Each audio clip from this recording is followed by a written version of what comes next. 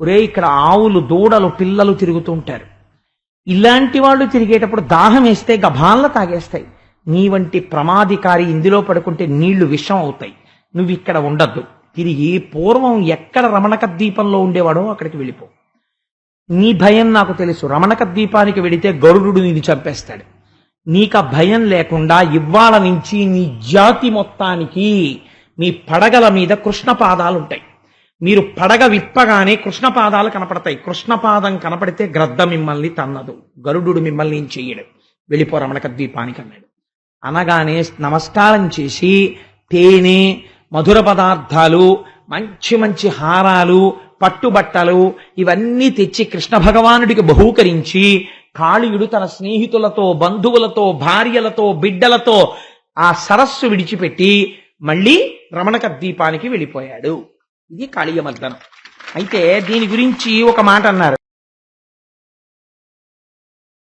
ఒక సర్వోత్కృష్టమైన మహాద్భుతమైనటువంటి ఘట్టము ఆవిష్కరింపబడుతుంది. దాన్ని గోవింద పట్టాభిషేకము అంటారు.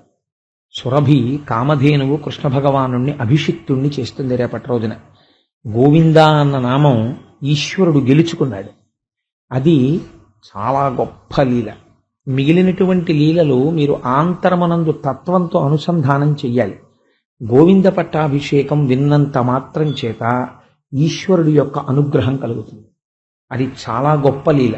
అందుకని ఆ గోవింద పట్టాభిషేకం ప్రారంభం నుంచి చివరి వరకు వినడం అన్నది చాలా మంచిది. అందుకని రేపటి రోజున మనం ఆ గోవింద పట్టాభిషేకాన్ని అనుభవిద్దాం.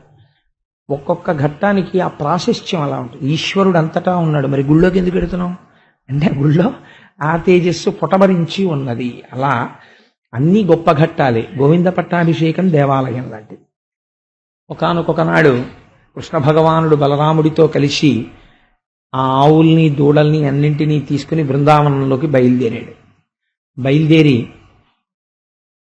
ప్రకారంగా ప్రతిరోజు ఎలా అయితే ఆ ఆవుల్ని దూడల్ని కాపాడుతూ తీసుకెడుతూ ఉంటాడో అదే విధంగా ప్రయత్నంలో ఉన్నారు. కానీ ఆ రోజు వ్యాస భగవానుడు ఒక గమ్మత్తు చేశారు వర్ణన చేయడంలో. సాధారణంగా కృష్ణుడితో ఎక్కువగా అనుసంధానం అవుతుంది కథ, కానీ ఈ ఘట్టం జరిగేటటువంటి రోజున బలరాముడితో అనుసంధానం చేశారు. కృష్ణ భగవానుడు ఆ రోజున బలరాముడిని కీర్తన చేస్తాడు. చూశారా, ఈ చెట్లన్నీ కూడా వంగి ఉన్నాయి అన్నయ్య, మీకు నమస్కరించాలని కోరుకుంటున్నాయి, పళ్ళనన్నింటినీ కూడా చెట్లు వంగి అందిస్తున్నాయి, ఈ పళ్ళు మీరు తినాలి అనేవి కోరుకుంటున్నాయి, ఈ భూమి అంతా కూడా మీ యొక్క పాద ఘట్టన చేత పరవశిస్తోంది అన్నయ్య, మీరు మహాపురుషులు అని మాట్లాడుతూ అప్పటిదాకా నడిచినటువంటి బలరాముడికి అలసట కలిగితే ఆ బలరాముడి యొక్క శిరస్సుని ఒక గోపాల బాలుడు తన ఒడిలో పెట్టుకున్నాడు. బలరాముని యొక్క పాదములు అన్నగారు కనుక కృష్ణుడు తన ఒడిలో పెట్టుకుని ఆ పాద సంవాహనం చేస్తున్నాడు. ఇలా జరుగుతుండగా ఒక ఆశ్చర్యకరమైనటువంటి సంఘటన జరిగింది. ఇది పోతనగారి భాగవతంలో గమనించవలసినటువంటి ఒక గొప్ప విషయం. అంటే పోతనగారి భాగవతంలో చాలా విషయాలు ఉంటాయి. మీరు అవి చదువుతున్నప్పుడు మనస్సు గొప్ప ఆనందాన్ని పొందుతుంది. కొన్నింటిని నేను ప్రయత్నం చేస్తున్నాను ఆవిష్కరించడానికి. కొన్ని ఆవులు కనపడలేదు. అంటే వాళ్ళ దగ్గర ఉండేటటువంటి ఆవులు ఒక 30, 40, 50 ఆవులు కావు, కొన్ని లక్షల ఆవుల మందలు ఉంటాయి. కానీ అందులో ఏ ఆవు కనపడకపోయినా కృష్ణుడు గుర్తుపట్టగలడు. ఆయన సర్వజ్ఞుడు, ఆయనకి ఏమిటి తెలియదు కనుక. కానీ తన దగ్గర ఉన్న ఆవులలో ఏ ఆవు కనపడకపోయినా ఆయనకి తెలుసు. ఆయన ఎంత గమ్మత్తుగా పిలుస్తాడంటేట, ఆ ఆవుని పేరు పెట్టి పిలిస్తే కొండల నుంచి ఆ ఆవులు అంబా అని తిరిగి జవాబు చెప్తూ పరిగెడుతూ వచ్చేవిట. కృష్ణుడు ఆవుల్ని పిలవడంలో ఉన్న గమ్మత్తు మీరు శీసపద్యంలో అనుభవించండి. పోతనగారి రచనలో రాపూర్ణ చంద్రిక రాగౌతమి గంగరమ్ము భాగీరథ రాజతనయ రాజసుధాజల రాశి రామే గబాలిక రమ్ము చింతామణి రమ్ము సురభి రామనోహారిణి రా సర్వమంగళ రా భారతీదేవి రాధరిత్రి రా శ్రీ మహాలక్ష్మి రామంద మారుతి రమ్ము మందాకిని రాశుభాంగి. ఆవులకి ఆయన పెట్టుకున్న పేర్లవి. కృష్ణుడు ఒక్కొక్క ఇంట్లో ఐశ్వర్యం ఎందుకుంటుందంటే ఆ ఇంటి వాళ్ళ నోటి వెంట వచ్చేటటువంటి మాటల వల్లనే ఉంటుంది. నోరు విప్పితే భగవత్ సంబంధం, నోరి విప్పితే భగవంతుణ్ణి నమ్ముకున్నటువంటి భాగవతుల గురించినటువంటి మాటలు. ఈ శరీరం దేవాలయం కావాలి అంటే దీనిలో మీరు దేన్ని నిలబెట్టారో దాని గురించే వస్తుంది మాట. దీంట్లో వేరొక వస్తువు ఉంటే కృతకంగా మీరు ఈశ్వరుడు గురించి ఎంతసేపు మాట్లాడగలరు? ఇక్కడ ఈశ్వరుడే ఉంటే ఎక్కువగా మీ నోటి వెంట నుంచి వచ్చేటటువంటి మాట ఈశ్వర సంబంధమే అయి ఉంటుంది. ఎక్కడ ఆ ఆర్తి ఉన్నదో అక్కడ ఎలా మాట్లాడవలసి వచ్చినా భగవత్ సంబంధంతోనే మాట్లాడతారు. అవి ఎవరండి? ఆ ఇంట్లో ఆవులు. ఆయన ఆవుల్ని పిలవవలసి వస్తే ఆవులకు ఆయన పెట్టుకున్న పేర్లు చూడండి. రాపూర్ణ చంద్రిక, ఒక ఆవు పేరు పూర్ణ చంద్రిక. రాగౌతమి, ఒక ఆవు పేరు గౌతమి. రాగంగా, ఒక ఆవు పేరు గంగ. రమ్ము భాగీరథ రాజతనయ, ఒక ఆవు పేరు భాగీరథ రాజతనయ. రా సుధాజలరాశి, ఒక ఆవు పేరు సుధాజలరాశి అంటే అమృతం. రా మేఘబాలిక, ఎంత గొప్ప పేరు, ఒక ఆవు పేరు మేఘబాలిక. అసలు ఇంట్లో పిల్లల్ని కూడా మనం ఇలాంటి పేర్లు పెట్టి పిలవమేమో, ఆయన ఆవుల్ని పిలుస్తున్నాడు ఇలాంటి పేర్లు పెట్టి. రా మేఘబాలిక. నిజంగానండి పద్యాలు నోట్లో బాగా నానే అనుకోండి, ఎవరో నలుగురు పిల్లలు వచ్చారనుకోండి, ఏ పిల్ల అనక్కర్లేదు, పేరు తెలుసుకునేంత వరకు ఓ పూర్ణవదన ఇలారా అనొచ్చు. అంటే చిన్నపిల్లల్ని పిలిచేటప్పుడు కూడా నోటిని అంత శుద్ధంగా ఉంచుకోవచ్చు, చక్కటి పేరుతో పిలవచ్చు. అందున ప్రత్యేకించి ఆడపిల్లల్ని ఇంట్లో పిలిచేటప్పుడు చాలా మర్యాదగా పిలవాలి. నేను చాలా కుటుంబాల్లో నేను ఈ పద్యం గురించి చెప్పడానికి ఒక ప్రధానమైన కారణం ఉంది. నేను ఆడపిల్లల గురించి చాలా కుటుంబాల్లో వింటూ ఉంటాను. పిలిచేటప్పుడు నాకు సభాముఖంగా అది ఉచ్చరించడం కూడా చాలా అసహ్యం, నేను ఉచ్చరించను. ఆ పిల్లకి ఏది జీవితంలో పరమ అమంగళకరమో అలాంటిది ఏ స్త్రీ కోరుకోదో అలా పిలుస్తాడు, అది పేరుగా పిలుస్తారు. ఎంత తప్పది? ఆడపిల్లని పిలవలసిన విధానం అది. సే అని అలా పిలవడం, పోవే అని ఆ పేరుతో అనడం, ఏమిటది ఆ సంప్రదాయం? నేను చాలా మందిని చూస్తుంటాను, తల్లిదండ్రులు ఒక మంచి పేరు పెట్టుకుంటారు, భగవత్ సంబంధమైనటువంటి పేరు. ఆ పిల్లని కన్యాదానం చేసేటప్పుడు అత్తవారింటికి వెళ్ళిన తర్వాత ఆ పిల్ల పేరు మారుస్తుంటారు. అది శాస్త్రమునందు మహాదోషం, తెలుసా అండి? గొప్ప దోషం అది. అలా మార్చే అధికారం ఎవరిదో తెలుసా? ఒక్క తల్లిదండ్రులకే ఉంటుంది. ఆడపిల్లకి పేరు పెడితే ఆడపిల్ల పేరు మార్చి పిలవడానికి వీల్లేదు. మళ్ళీ కన్యాదానం చెయ్యడానికి ముందు క్రతువు చేస్తాడు తండ్రి, చేసి పేరు మార్చాలి తప్ప. పేరు మార్చి పిలిచారనుకోండి, పెట్టిన పేరు మీరు నామకరణ సమయంలో ఏది పెట్టారో ఆ దేవతల యొక్క ఆగ్రహానికి గురవుతారు.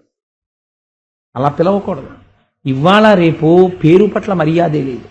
మనం ఇలా పిలవచ్చా, ఇలా పిలవకూడదా? నోటితో పిలిచేటప్పుడు మనం ఎలా ఉద్ధరింపబడాలి, అవతల వారు ఎలా ఉద్ధరింపబడాలి, ఈ పట్టింపు లేదు. చిత్ర విచిత్రమైన పేర్లు, దాని గురించి నేను ఎంత తక్కువ మాట్లాడితే నాకు అంత సంతోషం. ఎందుకంటే భావమునందు వ్యగ్రత కలుగుతుంది. కొన్ని పేర్లు వింటే అసహ్యం వేస్తుంది. ఆచి తూచి కూడా పేర్లే ఇవాళ. కాబట్టి ఆయన పిలవడం చూడండి ఎంత అందంగా పిలుస్తారో. రా సుధాజలరాశి, రా మేఘబాలిక, రమ్ము చింతామణి, రమ్ము సురభి, రా మనోహారిణి, రా సర్వమంగళ, రా భారతీదేవి, రా ధరిత్రి. మీరు విందురు గాని ఇవాళ మధ్యాహ్నమే అనుకున్నాం, 14వ తారీఖున కృష్ణ భగవానుడికి అభిషిక్తుణ్ణి చేస్తారు. ఇక్కడ రేపు విని గోవింద పట్టాభిషేకానికి క్రతువు జరుగుతుంది. అందరం హాయిగా కూర్చొని చూడడమే. అప్పుడు ఆ అభిషేకం జరిగినప్పుడు మన్యు సూక్త, శ్రీ సూక్త, నీలా సూక్త, భూసూక్త, పురుష సూక్త, శ్రీ సూక్త, దుర్గా సూక్త, రుద్ర సూక్త, వీటన్నిటితో స్వామిని అభిషిక్తుణ్ణి చేస్తారు. పాలతో అమ్మవారిని అయ్యవారిని కూర్చోబెట్టి ఆ అభిషేకం చేస్తారు. అప్పుడు విందురు గాని వీలైతే నేను ఎక్కడైనా ఆ భూసూక్తంలో ఉండేటటువంటి పేర్ల గురించి మేదిని, వసుంధర, ధరిత్రి, ఆ భూమిని పిలుస్తారు. ఒక్కొక్క పేరులో ఎంత గొప్పగా ఉంటుందో. ఆ పేరుతో పిలుస్తూ అభిషేకం జరుగుతుంటే అమ్మవారికి పరవశించిపోతుంది భూమి. దానివల్ల సస్యశ్యామలత్వం కలుగుతుంది. అటువంటి గోవింద పట్టాభిషేకం చిట్ట చివరి రోజున 14వ తారీఖున జరుగుతుంది. 15వ తారీఖున ఒక అద్భుతమైన క్రతువు ఉంటుంది, కని విని ఎరుగని క్రతువు. అది ఏమిటి చెప్పం, ఫైల్ కాన్ఫిడెన్షియల్. ఒక వారం రోజులు పోయిన తర్వాత దాన్ని మీకు ఎలాగో చెప్తాం అనుకోండి, పిల్లలకి ఏదో అట డబ్బా దాచినట్టు అదో సరదా అంతే. కాబట్టి రా శ్రీ మహాలక్ష్మి, రా మందమారుతి, రమ్ము మందాకిని, రాశుభాంగి అని ఆవుల్ని పేరు పెట్టి కృష్ణుడు గట్టిగా పిలుస్తుంటే ఎంత ప్రేమ పెంచుకున్నాయో చూడండి. ఆ ఆవులు కూడా శుభాంగి అని గట్టిగా పిలిస్తే ఎక్కడో గడ్డి తింటున్న ఆవు అంబా అని అరిచేదిట. శుభాంగి రా అనేటప్పటికీ పర్వత శిఖరం నుంచి పరిగెత్తుకుంటూ కృష్ణుడి దగ్గరికి వచ్చేసి ఆయన పాదాలు నాకుతూ నిలబడేదిట. పిలవడంలో ప్రేమ ఉంది, ఆ పిలవడంలో మర్యాద ఉంది. ఎంత అందంగా పిలిచారో చూడండి. అలా ఆవులన్నిటినీ పిలుస్తూ వాటితో ఆడుకుంటూ కృష్ణుడి పాద సంవాహనం చేస్తూ కృష్ణుడు నడిచి నడిచి నడిచి నడిచి అలసిపోయే కాళ్ళు నొప్పెడుతున్నాయి, ఇలా ఒంగుని ఇలా అనుకునేవట. అనుకోగానే అక్కడున్న గోపాల బాలుడు చూసి, కృష్ణ నీకు కాళ్ళు నొప్పుడుతున్నాయా, నిన్ను ఉప్పు బస్తా ఎక్కించుకుంటాను రా అని చెప్పి చిన్నతనంలో ఉప్పు బస్తాలను ఆడుకునేవారు. దానివల్ల వెన్నుపాముకి ఎంత బలం వచ్చేదో. ఆ ఉప్పు బస్తా ఎక్కించుకుని ఆయన తొడల రెండింటి కింద నుంచి చెయ్యేసి ఇలా కట్టేసుకుని, ఎవరండి ఆయన? సమస్త బ్రహ్మాండములైన కుక్షి ఎందున్నవాడు. ఆయన గర్భము వచ్చి మన వీపుకి తగిలి ఆయన తొడల కింద చెయ్యేసి ఆయన్ని పట్టుకుని ఆయన చేతులతో మన కంఠాన్ని పెనవేసి పట్టుకోవడమే. ఒక గోపబాలుడు అలా ఎత్తుకుని తీసుకెడుతుంటే ఆశ్చర్యపోయేవారు దేవతలందరూ. ఏమిట్రా ఈ కృష్ణ భగవానుడి లీలలు, అసలు ఏ అవతారంలోనూ ఇటువంటి సౌలభ్యం లేదు. ఇంత సౌలభ్యం కేవలం కృష్ణ అవతారంలోనే అని పొంగిపోయి ఆఖరణ కృష్ణుడికి అలసట వస్తే కాళ్ళు పట్టేవారు. మీకు చిత్రం తెలుసా అండి? మీరు భాగవతం చదవాలి. కృష్ణుడికి చెమట పట్టేదిట, కాస్త అలిసిపోయి అలా పడుకునేవాట చెట్టు కింద. చిన్ని కృష్ణుడు పడుకుంటే ఇలా చిన్న చెమట చుక్క పడితే ఆ గోపాల బాలురికి ఎలా ఉండేదంటే ఎంత బాధ వచ్చేసిందంటే వాళ్ళు గబగబా వెళ్ళి చిగురుటాకులు కోసి తెచ్చేవారట. తెచ్చి కృష్ణుడికి ఇలా చేత్తో తుడిస్తే బాధ పెడుతుందేమోని ఆ చిగురుటాకులతో ఒత్తేసేవారట చెమట అంతా. ఒత్తేసి వాళ్ళ చిన్ని చిన్ని చేతులతో ఆయన కాళ్ళు పట్టేసేవారట. ఎంత ప్రేమించాడో ఆ గోపాల బాలురు అందరూ కూడా కృష్ణ భగవానుణ్ణి. అలా వాళ్ళందరూ ఎంతో సంతోషంగా ఆనందంగా గడుపుతున్నారు. అందులో శ్రీరాముడు అని ఒక గోపబాలుడు. ఆయనకి కృష్ణుడంటే మరింత ప్రేమ. ఎప్పుడూ కృష్ణుడితో ఆడుకుంటూ కృష్ణుడిని మోస్తూ కృష్ణుడిని పడుకోబెట్టుకుంటూ ఆయనే చేశాడు. ఎందరో ఉండవచ్చు, కానీ సుకృతం ఎవరినో వరిస్తూ ఉంటుంది. వాళ్ళు ఎక్కువగా దగ్గరవుతారు. దగ్గరవడానికి హేతువేమి అంటే మనం చెప్పలేం. అలా భగవంతుడికి బాగా దగ్గరవుతారు. అది ఎక్కడో సంస్కార బలం, ఎక్కడో అదృష్టం. పోతన గారు అయితే అన్నారు, కృష్ణుడు ఒక్కొక్కసారి ఒక్కొక్క చెట్టు ఎక్కితే చెట్టు ధన్యమైపోయింది అన్నారు. నిజమే, మరి భగవంతుని యొక్క పాదస్పర్శ. కాబట్టి ఈ పిల్లలందరూ ఇలా బలరాముణ్ణి సేవించాడు ఆ రోజున కృష్ణ భగవానుడు. బలరాముణ్ణి కీర్తించాడు. పిల్లలందరూ పరుగు పరుగున వచ్చి ఒక మాట చెప్పారు, బలరామ బలరామ, ఇక్కడికి దగ్గరలో ఒక తాటి తోట ఒకటి ఉన్నది, దానికి పెద్ద పెద్ద తాటి పళ్ళు ఉంటాయి. తాటిపండు ముగ్గితే చాలా గమ్మత్తుగా ఉంటుంది. నల్లగా అయిపోయి ఆ తాటిపండు పైనుంచి కింద పడింది అనుకోండి, దాని అసాధ్యం కూడా మీరు తాటిపండుని తీసుకెళ్లి ఏమీ చేయక్కర్లేదు. ఓ ఎండిపోయిన తాటాకోటి చూసి దాన్ని వెలిగించి తాటిపండుని దాని మీద పెడితే ఓ కర్ర గుచ్చి ఆ తాటిపండు కాలుతున్నప్పుడు వచ్చేటటువంటి వాసనకి మహర్షులు కూడా కొంచెం తింటే బాగుండేమో అనిపించేట్టుగా ఆకర్షిస్తుంది. అది నేను బాల్యమునందు అనుభవించాను, అందుకు నాకు బాగా తెలుసు. అది ఆ తాటిపండు బాగా నల్లగా మాడిపోయిన తర్వాత దాన్ని ఇలాగ తొక్క లాగుతారు, చక్కగా పేషలంలా వచ్చేస్తుంది. వచ్చేస్తే లోపల పచ్చటి తాటిపండు ముద్ద ఉంటుంది. అది అమృతంలా ఉంటుంది, చాలా రుచిగా ఉంటుంది అది ముద్ద కింద. అలా ఈ పిల్లలకందరికీ పాపం ఆ తాటిపళ్ళు తినాలని కోరికయ్యారు. బలరాముడు అన్నాడు, ఆ గార్ధబాసురుడా ఇంకోడా, మీకేం భయం లేదు, నా వెంటారండి అన్నాడు. ఆ తోటలోకి తీసుకెళ్లి ఆయన అపారమైనటువంటి బలశాలి బలరాముడంటే బలము మిగుల కలుగ బలభద్రుడనిలోక రమణుడగుట చేసి రాముడనియు అని కదా ఆయన. అందుకని ఒక తాటి చెట్టు పట్టుకుని ఊపాడు. ఊపితే తాటి చెట్టుని ఊపడం అంటే అది మాటలు కాదు. తాటి చెట్టుని ఎవరు ఊపలేరు, చాలా కష్టం. అలా తాటి చెట్టును ఆయన ఊపాడు. ఊపితే తాటి చెట్టు పైన ఉన్నటువంటి తాటి పళ్ళు గలగల గలగల గలగల కింద రాలిపోతే ఈ పిల్లలందరూ ఎంతో సంతోషంగా వచ్చి, భలే ఉన్నాయిరా తాటిపళ్ళు, మనకు బలరాముడు ఇప్పించాడని చెప్పి తాటిపళ్ళు తింటున్నారు. చూశాడు గార్ధపాసుడు, ఇన్నాళ్ల నుంచి నేను ఈ తాటిపళ్ళు ఎవరూ తినకుండా కాపాడాను, ఇవాళ ఈ పిల్లలు వచ్చి తాటిపళ్ళు తింటున్నారని వాడు వెంటనే గాడిద రూపంలో వచ్చి బలరాముణ్ణి తన వెనక కాళ్లతో ఒక్క తన్ను ఆయన గుండెల మీద తనబోయాడు. బలరాముడు ఒడిసి ఆ రెండు కాళ్ళు పట్టుకుని ఆ గాడిదని గిర్ర గిర్ర గిర్ర గిర్ర తిప్పి ఒక తాటి చెట్టు మీదకి విసిరాడు. ఒక తాళాగ్రము తాకవైవనది కంపోద్రిక్తయై తుళ్ళి వేరొక తాళాగ్రముపై పడన్ ఐ యుగ్రాహుతిన్ కోర్వక ఆ తాళాగ్రము వేరొక తాళవృక్షంబుపై పడే ఇట్లుండుంటిపై తాళవృక్షంబులు కూలే ప్రచండ మరుతము శోకన్కూలు చందంబునన్ అంటారు పోతన గారు. ఈ గాడిదని పట్టుకుని విసిరితే ఇది వెళ్ళి ఓ తాటి చెట్టుకు తగిలింది. ఆ తాటి చెట్టు ఈ గాడిద దెబ్బకి ఈ తాటి చెట్టు వెళ్ళి ఇంకో తాటి చెట్టు మీద పడింది. దీని విసురుకి ఆ తాటి చెట్టు వెళ్ళి ఇంకో తాటి చెట్టు మీద పడింది. అలా తాటి చెట్లన్నీ పెద్ద గాలి వస్తే ఎలా పడిపోతాయో అలా తాటి చెట్లన్నీ కూలిపోయి హాయిగా పిల్లలందరూ ఆ పళ్ళు తినేశారు. ఈ గాడిద రూపంలో ఉన్నటువంటి రాక్షసుడు మరణించాడు. ఈ గాడిదకి మళ్ళీ అనేక మంది గాడిదలు పిల్లలున్నాయి. అందుకని వీళ్ళందరూ కూడా మా నాన్నగారిని ఎవరో సంహరించారని చెప్పి పిల్లగాడిదలన్నీ యుద్ధానికి వచ్చాయి. వచ్చి కృష్ణుడి మీదకి బలరాముడి మీదకి వచ్చాయి. నిజంగా అది పోతన గారికి చెల్లు ఆ పద్యం రాయడం.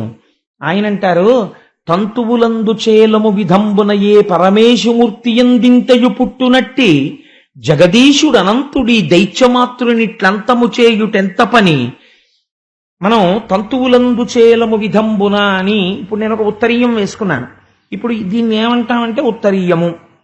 ఇప్పుడు ఉత్తరీయంలో కోటేశ్వరారు ఉత్తరీయం మీరు ఉంచుకోండి, మాకు అక్కర్లేదు. కానీ ఇవాళ సభలోంచి మేమందరం వెళ్ళిపోయేటప్పుడు అందరం తలకొక దారపోగు తీసుకుని పెడతాం అని మీరు అన్నారనుకోండి, నేను అయ్యో దానికే ఉందండి తీసుకోండి అన్నాను అనుకోండి. ఒక్కొక్కరు వచ్చి ఒక్కొక్క దారపోగు తీసుకుని వెళ్ళిపోయారు అనుకోండి. ఆ తర్వాత నేను నా ఉత్తరీయం వేసుకుందామని చూస్తే ఉత్తరీయం ఇది ఉండదు. అదేమిటి ఉత్తరీయానికి ఆస్తిత్వం ఏమిటి? దారపోగులే. తంతువులందు చేలము విధంబునయే పరమేశుమూర్తి ఎందింతయు పుట్టునట్టి జగదీశుడనంతడీ దైత్యమాతృనిట్లంతము చేయుటెంత పని. గొప్ప మాట చూడండి. ఈ దారములే ఉత్తరీయమైనట్టు, దారములే వస్త్రమైనట్టు భగవంతుని ఎందే జగత్తు ఉన్నది. అటువంటి పరమేశ్వరుడికి ఎన్ని గాడిదలు వస్తే మాత్రం వాటిని చంపడం పెద్ద లెక్కేమిటి? ఇన్ని బుడగలు ఉన్నాయనుకోండి, ఆ బుడగలన్నింటినీ ఉఫ్ఫను ఊదేస్తే పగిలిపోతాయి. ఆహాహా ఎంత మహావీరుడవయ్యా అనాలా దానికి. బళి బళి మా బావ బల్లెమ్ము జేబూని పుల్లాకు తూట్లుగా పొడవలి వర్ణిస్తారు. ఎవడో పూర్వకాలంలో బావగారు చాలా ఎంగిలి విస్తరాకుని తీసుకుని దాని మీద బల్లెంతో పొడిచేసేట, అంటే దెప్పి పొడిచారు. అబ్బో నువ్వు ఎంత గొప్పవాడివా అని కొత్తగా అల్లుడి ఇంటికి వస్తే బావమరుదులు వెటకారం ఆడారు. బలి బలి మా బావ బల్లెమ్ము చేబూని పుల్లాకు తూట్లుగా పొడవలేదే. అలా పరమేశ్వరుడైనటువంటి వాడికి గాడిదల్ని చంపడం పెద్ద లెక్క ఏమిటండి? రాక్షసుల్ని పిల్లగాడిదల్ని చంపి అవతల పారేశాడు అన్నారు అంతే పోతన గారు. ఈ లీల చాలా చిన్న లీల, కానీ ఈ లీల కృష్ణ భగవానుడు చెయ్యలేదు భాగవతంలో. దీన్ని బలరాముడితో చేయించాడు. బలరాముడు చెయ్యడానికి ముందు బలరాముడిని చాలా పొగిడాడు. పొగిడి తీసుకొచ్చి బలరాముడు చంపాడు ధేనుకాసురుణ్ణి. ఇది కృష్ణుడు చెయ్యకూడదా? ఇంతమంది రాక్షసుల్ని చంపాడు కదా. ఇంతమంది రాక్షసుల్ని చంపినటువంటి కృష్ణుడు ధేనుకాసురుణ్ణి అనగా గర్ధపాసురుణ్ణి ఎందుకు చంపలేదు? బలరాముడి పాద సంవాహనం చేసి అన్నయ్య కాళ్ళు పట్టి అన్నయ్యకి విసిరి అన్నయ్యకి పళ్ళు పట్టి అన్నయ్యని స్తోత్రం చేసి అన్నయ్యతో ఎందుకు చంపించాడు? ఈ విషయం, ఈ రహస్యం మీకు అర్థమైందనుకోండి. అర్థమైతే జీవితానికి ఒక పరమార్థం ఏర్పడుతుంది. ఎందుచేత అంటే ఇది లీల చాలా చిన్న లీల, కానీ పరమోత్కృష్టమైనటువంటి లీల. ఎందుకంటే పుట్టుకతో మీ అంతట మీరు ప్రయత్నము చేయవలసినటువంటి అవసరము లేకుండా పట్టుకునేటటువంటి గుణం ఒకటి ఉంటుంది. దాని పేరే లోభము. అది ఎవ్వరూ నేర్పక్కర్లేదు. ఒరే నాన్న నువ్వెవరికి ఏమీ పెట్టకే, నువ్వన్నీ దాచుకో, నువ్వెవరికి ఇవ్వకూడదు అని చెప్పడానికి ప్రత్యేకం సిలబస్సో క్లాస్ రూమో లేకపోతే లోభము అన్న సబ్జెక్ట్ గురించి ఓ మాస్టర్ని పోస్టింగ్ చేయడం, ఆయనకు ఒక క్వాలిఫికేషన్ ఉండడం అలా ఏం ఉండదు. లోభము ఎవ్వరూ చెప్పరు, వచ్చేస్తుంది అంతే. వాడికి ఎంత చిత్రంగా వస్తుందంటే వాడికి ఇంకా మాటలు వస్తాయి. ముందు తాత తాత అంటాడు, లేకపోతే నాన్న నాన్న అంటాడు. ఇంకా గట్టిగా 2 అక్షరాలు వస్తాయి అంతే. మీరు వాడిని ఏది నాన్న నాకు పెట్టు అన్నారనుకోండి, నాది అంటాడు వాడు ఇవ్వడు. అంటే అది మనిషికి సహజంగా ఉండేటటువంటి స్వభావం. అందుకే మన వాళ్ళు ఏది చేసినా సంప్రదాయంలో ఉత్తినే చెయ్యరండి. ఏది చేసినా దాని వెనకాతల ఒక రహస్యాన్ని చెప్తారు. అందుకే మీరు ఎక్కడ సృష్టిలో ఇటువంటి గొప్ప మతాన్ని చూడరు. తొట్లో పెట్టాం పిల్లాన్ని తొట్లో పెట్టామంటారు. తొట్లో పెట్టడం ఏమిటండి? తొట్లో పెట్టడం అంటే ఉయ్యాల్లో పెట్టడం. ఉయ్యాల్లో పెడితే అది పెద్ద సంబరం ఏమిటండి? పిల్లాన్ని ఉయ్యాల్లో పడుకోబెడతారు. ఉయ్యాల్లో పడుకోబెడితే దానికి అంత పెద్ద పేరంటం చెయ్యాలా? కాదు. ఇంతమందిని పిలిచి ఈ జీవుడి అజ్ఞానం చూడండి అని చెప్తాడు. ఏమిటో తెలుసా అండి? వాడికి అప్పటి వరకు సుఖము అనగా ఏమి వాడికి తెలియదు. మీరు ఊయలలో పడుకోపెట్టగానే బట్ట ఉయ్యాలలో కట్టి పడుకోపెట్టి ఇలా ఇలా ఇలా ఇలా ఊపేటప్పటికీ అమ్మ పాడేటటువంటి మొదటి పాట ఒక్కటే పాడుతుంది. ఇంకేమీ పాడరు. వినాయక ప్రార్థనం, లేకపోతే అమ్మవారి మీద కీర్తనం, సాంబ శివాయన రేయో ఏం పాడరు. అడరరా హాయి అంటారు. ఓరి పిచ్చాడా, ఇంతకుముందు ఇలాగే ఇచ్చావు జన్మలు. అక్కడ పుట్టావు, ఇక్కడ పోయావు, ఇక్కడ పుట్టావు, అక్కడ పోయావు. పునరపి జననం పునరపి మరణం పునరపి జననీ జఠరే శయనం.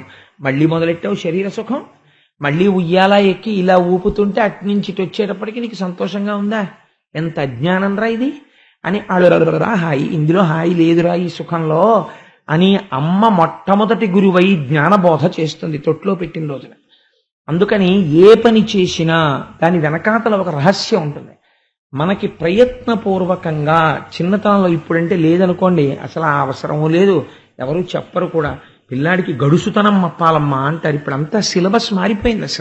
ఇప్పుడు అసలు అలా తల్లులు పిల్లల్ని కూర్చోబెట్టుకుని పిల్లలకి నీతి గురించి మాట్లాడి సంస్కారం గురించి మాట్లాడినటువంటి తల్లులు కూడా చాలా తగ్గిపోతుంది సంఖ్య.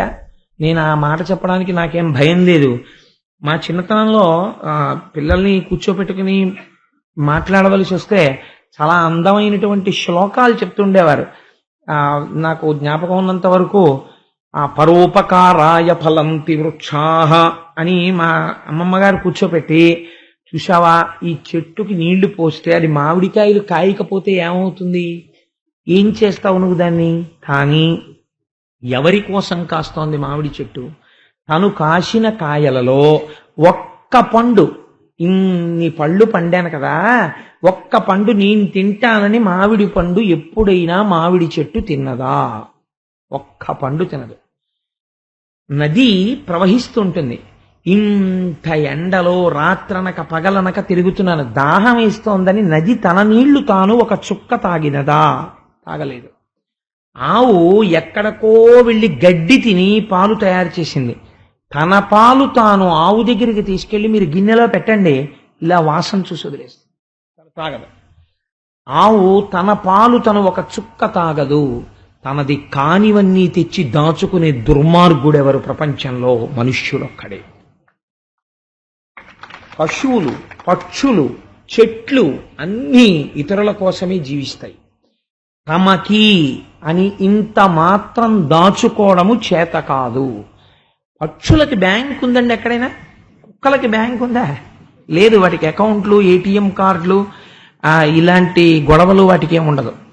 ఒక్క మనుష్యుడికే ఉంటాయి ఇవన్నీ. ఫిక్స్డ్ డిపాజిట్లు, టర్మ్ డిపాజిట్లు, రేట్ ఆఫ్ ఇంట్రెస్ట్లు, సీనియర్ సిటిజన్స్.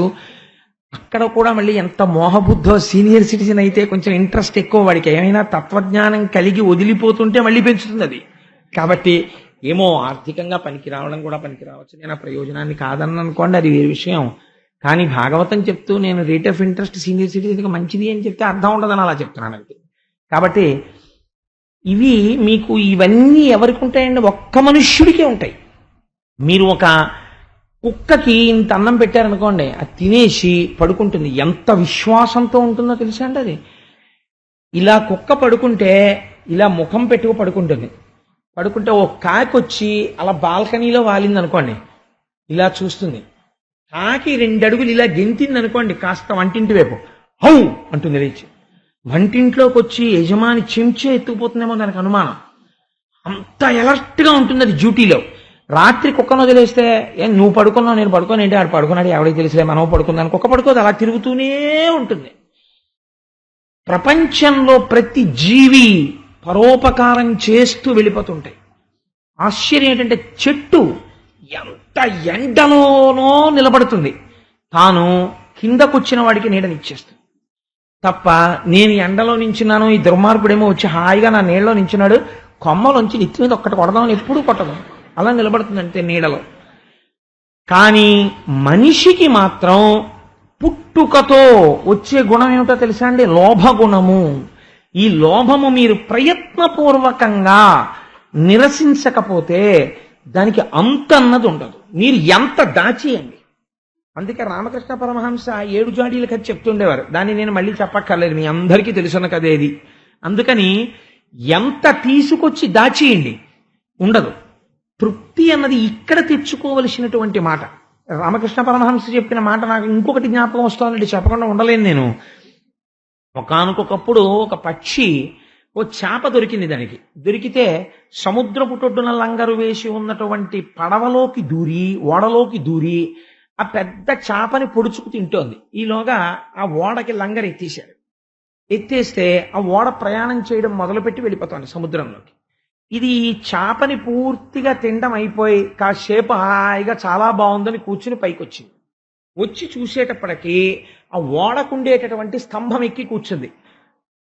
ఎటు చూసినా సముద్రమే, నేల కనపడలేదు. తూర్పు దిక్కుకి ఎగిరింది, కనపడలేదు నేల, వెనక్కి తిరిగి వచ్చేసింది, కూర్చుంది. పశ్చిమ దిక్కుకి ఎగిరింది, కనపడలేదు, తిరిగి వచ్చేసింది. 4 దిక్కులు ఎగిరింది, కూర్చుంది. బెంగ పెట్టుకుంది, తిరిగింది తిరిగింది తిరిగింది తిరిగింది. అనుకుంది, ఎందుకు నేను తిరగడం?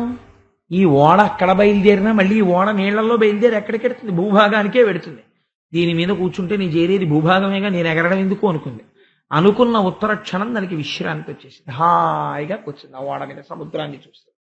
మళ్ళీ నేను ఇంత దూరం ఎగరలేను కదా, దీని మీద కూర్చుంటే భూభాగం వస్తుంది, ఇంకో దేశం వెళ్ళిపోతాను. మళ్ళీ దీని మీదే కూర్చుంటే ఇది మళ్ళీ ఈ భూభాగానికి తీసుకొచ్చేస్తుంది అని ఆ పక్షి స్తంభం మీద కూర్చుంది. కూర్చోగానే ఆ పక్షి విశ్రాంతి పొందినది. ఇది ఈశ్వరుడు ఈ మాట చెప్పినా మనిషి మారడు. ఇది తథ్యం. ఎందుకో తెలుసా అండి? ఈ లోభగుణం అనేటటువంటిది అంత భయంకరంగా ఉంటుంది. అన్నిటికన్నా కాల్చేసేది ఏదో తెలుసా అండి మనిషిని? చితి ఒక్కసారి కాలుస్తుంది, చింత నిరంతరం కాలుస్తుంది. వృద్ధాప్యంలో ఈ చింత మరీ ఎక్కువైపోతుంది. ఎక్కువైపోకుండా ఉండాలంటే ప్రయత్నపూర్వకంగా మనిషి ఈశ్వరుడి వైపుకి తిరగాలి. తిరగలేదనుకోండి, మనస్సుకి ఆలంబనం మనస్సే వెతికేసుకుంటుంది. వెతికేసుకుని ఎప్పుడూ చింతించడం మొదలు పెడుతుంది. ఐశ్వర్యం గురించో, ఇంకో దాని గురించో, ఇంకో దాని గురించో. దానివల్ల ఎప్పుడూ బాధే, ఏదో ఇంకా చేయలేదు ఇంకా చేయలేదు ఇంకా చేయలేదని ఏడుస్తూ ఉంటాడు.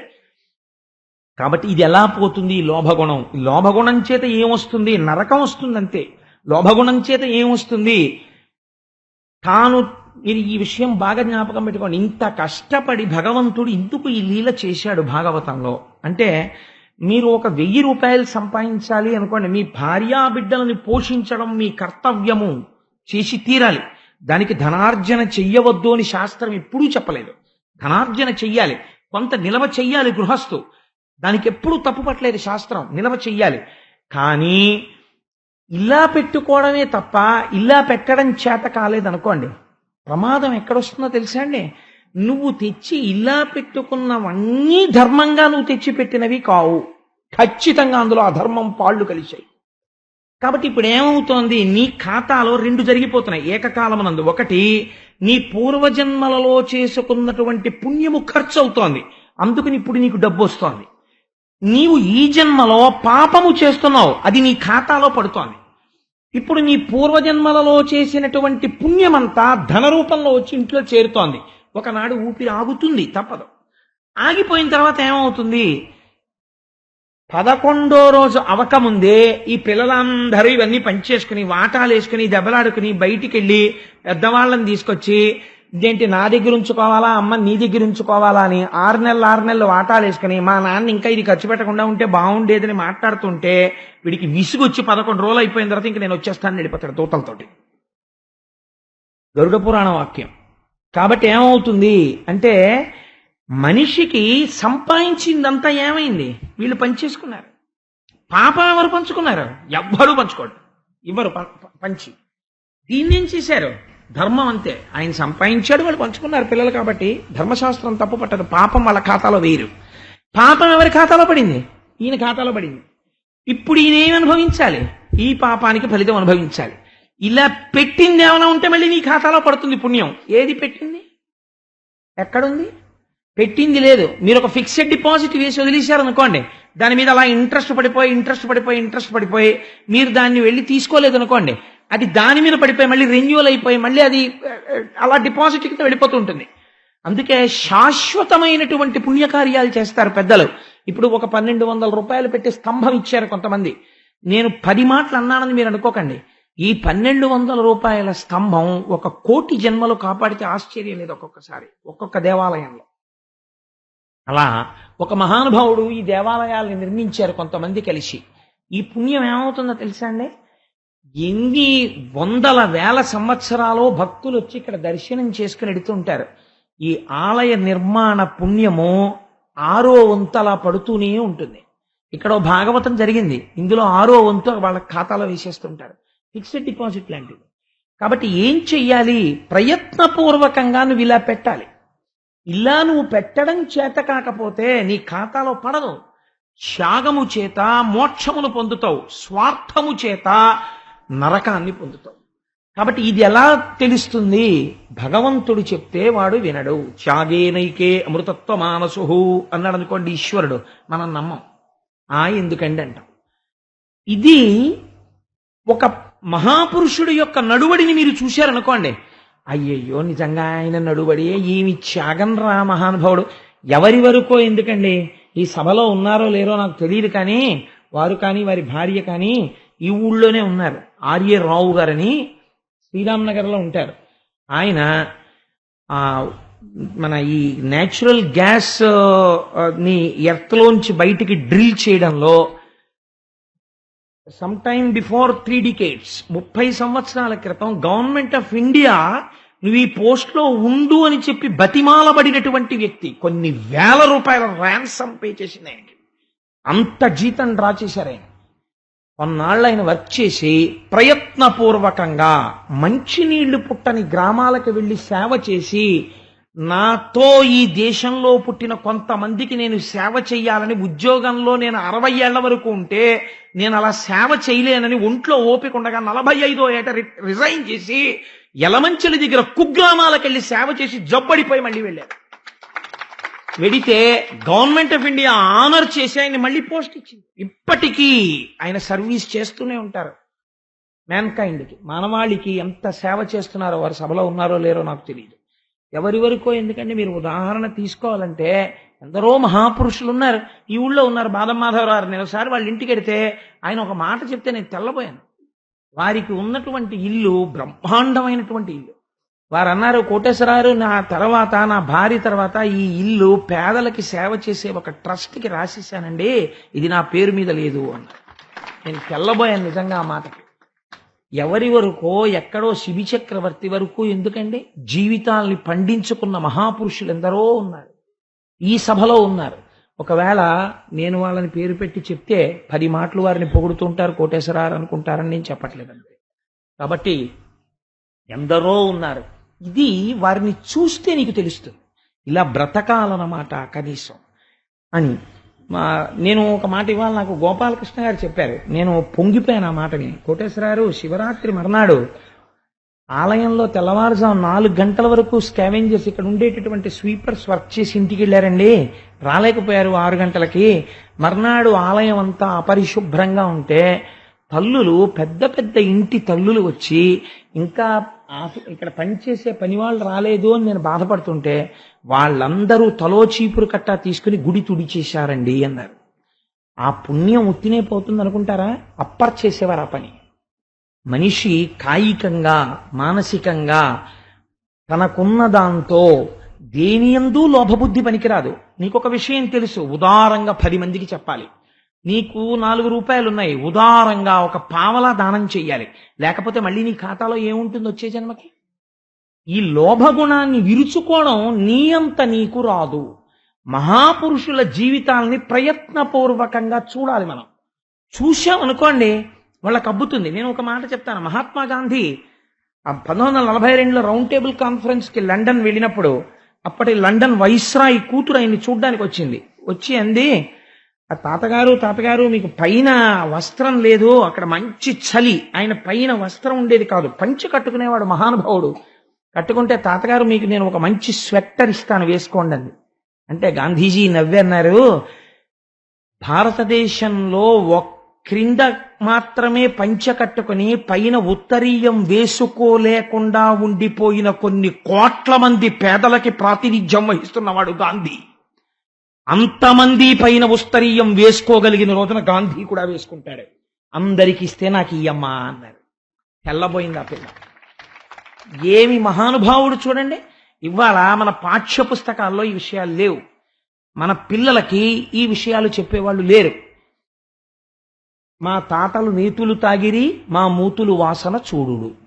సమకాలీన సమాజంలో ఎంతమంది పెద్దలు ఎంత సేవ చేస్తున్నారో అలాంటి వాళ్ళకి గౌరవం లేదు. వాళ్ళ గురించి చెప్పేవాడు లేడు. నిజంగా వాళ్ళని ఆదర్శంగా తీసుకుంటే తయారు కావలసినది పిల్లలు తయారు కావాలి. వాళ్ళ మనస్సుల్లో సంస్కార బలం ఏర్పడింది అనుకోండి, మళ్ళీ భారతదేశానికి పూర్వ వైభవం వస్తుంది. లేనినాడు ఎక్కడి నుంచి వస్తుంది? లోభగుణం చేత రాదు. ఈ దేశానికి పేరు దేనికో తెలుసా అండి? త్యాగనిరతికే. అవసరమైతే తొడలో మాంసం కోసి ఇలా పెట్టేయడం ఉందే, అందులో ఉంది ఈ దేశానికి పేరు. ఆడది మగవాడు చావో రేవో ఒక్కసారి తాళి కడితే ఇంకా జీవితం అంతా వాళ్ళతోనే, అందులో ఉంది ఈ జాతికి పేరు. తప్ప ఇవాళ 11ంటికి పెళ్లి చేసుకుని రాత్రి 1 గంటకి డైవర్స్ అనడం ఈ జాతి సంస్కృతి కాదు. దాన్ని చూసి ముక్కున వేలేసుకుని తెల్లబోతారు. దాన్ని నాశనం చేస్తున్నారు ఇవాళ ఆ సంస్కృతిని. కనుక నేను ఎందుకు ఎంత ఆర్తితో ఈ మాట విజ్ఞాపన చేశానంటే, భగవానుడు బలరాముణ్ణంత స్తోత్రం చేయడం వెనక రహస్యం ఏమిటో తెలుసా అండి? ఎప్పటికీ నీవు స్తోత్రము చెయ్యవలసి వస్తే భగవంతుడితో సమానంగా స్తోత్రం ఎవరిని చేస్తావో తెలుసా? ప్రయత్నపూర్వకంగా లోభగుణాన్ని పక్కన పెట్టి 10 మందికి సేవ చెయ్యాలని తాపత్రయపడిన వాడెవడున్నాడో వాణ్ణి పొగడడంలో వెనకంజ వేయకు. కృష్ణుడు చెప్పాడు ఆ మాట, నువ్వెవరివి కాదని చెప్పడానికి. చేసి తీరాలా పని, లేకపోతే ఇంకొకరికి ఆదర్శం ఎక్కడి నుంచి వస్తుంది నువ్వు చెప్పకపోతే? గాంధీ గురించి చెప్తే సమాజంలో ఉన్నవాడిని ఒకడిని పొగడడం, గాంధీని పొగడ్డం అని నువ్వు పొగడ్డం మానేస్తే ఉత్తర తరాలు ఎక్కడి నుంచి ఆ స్ఫూర్తిని పుడిగిపుచ్చుకుంటాయి? అలా పొగడ్డంలో నీకు స్వార్థం ఉంటే తప్పు, కానీ సమాజానికి ఒక గొప్ప వ్యక్తిత్వాన్ని ఉదాహరణగా చూపించేటటువంటి పవిత్ర హృదయంతో నువ్వు చెప్పడంలో దాని ఎంత దోషం లేదు. అలా చెప్పి తీరాలి, స్తోత్రం చెయ్యాలి. అందుకే కృష్ణ భగవానుడు బలరాముణ్ణి స్తోత్రం చేశాడు. నీకు భాగవతం చదివితే అర్థం అవుతుందని గొప్పతనం ఏమిటో. మహాపురుషుల్ని సేవిస్తే, మహాపురుషుల జీవితం తెలుసుకుంటే నీలో ఉన్నటువంటి లోభగుణము విరిగిపోతుంది. 10 మంది కోసం బ్రతకడం అలవాటవుతుందని గాడిద ఏం చేసింది? తాటిపండు తినదు, వాసన తెలియదు, వేరొకరిని తిననివ్వదు. తాను ఏం చేస్తాడు? తాను తినడు, వేరొకరికి పెట్టడు, వాసన కూడా తెలియదు. గాడిద తన మీద నాని పాల్కీవాలా అంటాడు. ఇవాళ భారతదేశం యొక్క సంస్కృతి ఎలా ఉంది అంటే, కొన్ని కోట్ల విలువైనటువంటి బంగారు ఆభరణములను మోసేటటువంటి గాడిదకి తానిన్ని విలువైన విషయాలు మోస్తున్నానని తెలియదు. అలా ఇంత గొప్ప సంస్కృతికి మనం వారసులమని మనకి తెలియదు. ఇది పోవాలంటే ఎలా పోవాలి? మహాత్ముల యొక్క పాదములు పట్టుకుంటే, అలాంటి వాళ్ళ జీవితాలు చూస్తే, ఒక మాట మీ పిల్లల్ని తీసుకుని వాళ్ళ ఇంటికి వెడితే, ఒరే ఈ అంకుల్ రా ఇంత గొప్ప పని చేశారు అని నువ్వు వారిని పరిచయం చేసి వారి కాళ్ళకి దండం పెట్టి వాళ్ళ ఆశీర్వచనం పుచ్చుకుని ఆయన్ని ఒక స్కూల్కి చీఫ్ గెస్ట్గా పిలిచి అటువంటి మహాత్ముడితో ఒక ప్రసంగం చేయించు. ఆయన అనుభవం ఏమిటో, ఆయన ఏం చేశారో, ఎక్కడెక్కడికి వెళ్ళారో, ఎంతెంత సర్వీస్ చేశారో పిల్లలకి చెప్పించు. ఈ దేశంలో ఆ ప్రయత్నం చేస్తున్న ఇన్స్టిట్యూషన్ ఒక్కటే, భవన్స్ ప్రకాశం ఇన్స్టిట్యూషన్స్ లో మీరు MBA చదవండి, IRPM చదవండి, DPM చదవండి. Cultural heritage of India paper లేకపోతే వాళ్ళు క్వాలిఫికేషన్ కన్ఫర్ చేయరు. Cultural heritage of India paper pass అవ్వాలి. భారతదేశపు సాంస్కృతిక వారసత్వము అన్న పేపర్ పాస్ అవ్వాలి. పాస్ అయితేనే కంపల్సరీ పేపరు తీసుకొచ్చి క్వాలిఫికేషన్ కన్ఫర్ చేస్తారు. మీకు నేను ఒక ఉదాహరణ చెప్తాను, నాకు ఆ విషయం అంటే గుర్తొచ్చింది. నేను భవన్స్ కాలేజెస్ లో విశాఖపట్నంలో post graduate diploma in industrial relations, personal management చేస్తున్న రోజుల్లో వాకాటి పాండురంగారావు గారు Visakhapatnam port trust deputy director చేసేవారు పబ్లిక్ రిలేషన్స్. వారికి మాకు cultural heritage of India classes కి వారు గెస్ట్ ప్రొఫెసర్ గా వచ్చి స్పీచెస్ ఇస్తుండేవారు. వారికి విశాఖపట్నం పోర్ట్ ట్రస్ట్ ఒక కార్ ఇచ్చింది అఫీషియల్ గా వాడుకోమని. ఆయన నోట్ రాశారు రిఫ్యూజ్ చేస్తూ కార్ని. ఏమని రాశారో తెలుసా అండి? If I can start 15 minutes earlier in my house, I can walk up to office and reach the destination. I have no right to throw smoke on my fellow citizens to travel in a car, by traveling in a car. So I humbly refuse it. I wish to continue the same system of walking and reaching the office. Thank you very much అని నాకు chairman ఇచ్చాడు. ఒక్క మనిషి deputy director అయినంత మాత్రం చేత ఆఫీస్కి చేరడానికి కారులో కూర్చుని నాతో పుట్టినటువంటి కొంతమంది భారతీయుల యొక్క ముఖాల మీద పొగ చిమ్మి ఆఫీస్కి రావాల్సిన అవసరం నాకు లేదు. ఒక 20 నిమిషాల్లో నా క్వార్టర్ నుంచి నడిచి నేను ఆఫీస్కి రాగలను, నాకు కారు అక్కర్లేదు, ఇచ్చినందుకు థ్యాంక్స్ అని రాసిచ్చారు. ఆయన ప్రయత్నపూర్వకంగా deputy director public relations post వదిలిపెట్టి, ఆయన నాకు ఇప్పటికీ గుర్తు బాగా, బుక్ సెంటర్ మేడ మీద సమావేశం జరిగితే ఆయన ప్రసంగంలో అన్నారు, నేను కడుపులో చల్ల కదలకుండా చేయగలిగిన ఉద్యోగం నుంచి కడుపులో చేయి పెట్టి తిప్పి చేయించుకునే ఉద్యోగానికి వెడుతున్నాను, కానీ నా కలం 10 మందికి ఉపయోగపడాలని వెడుతున్నానని న్యూస్ టైం ఎడిటర్గా వెళ్ళారు ఆయన. అసలు ఈ లీల గురించి మాట్లాడవలసి వస్తే నాకు అనిపిస్తుంది అదొక స్నాతకోపన్యాసం, అంత గొప్ప లీల.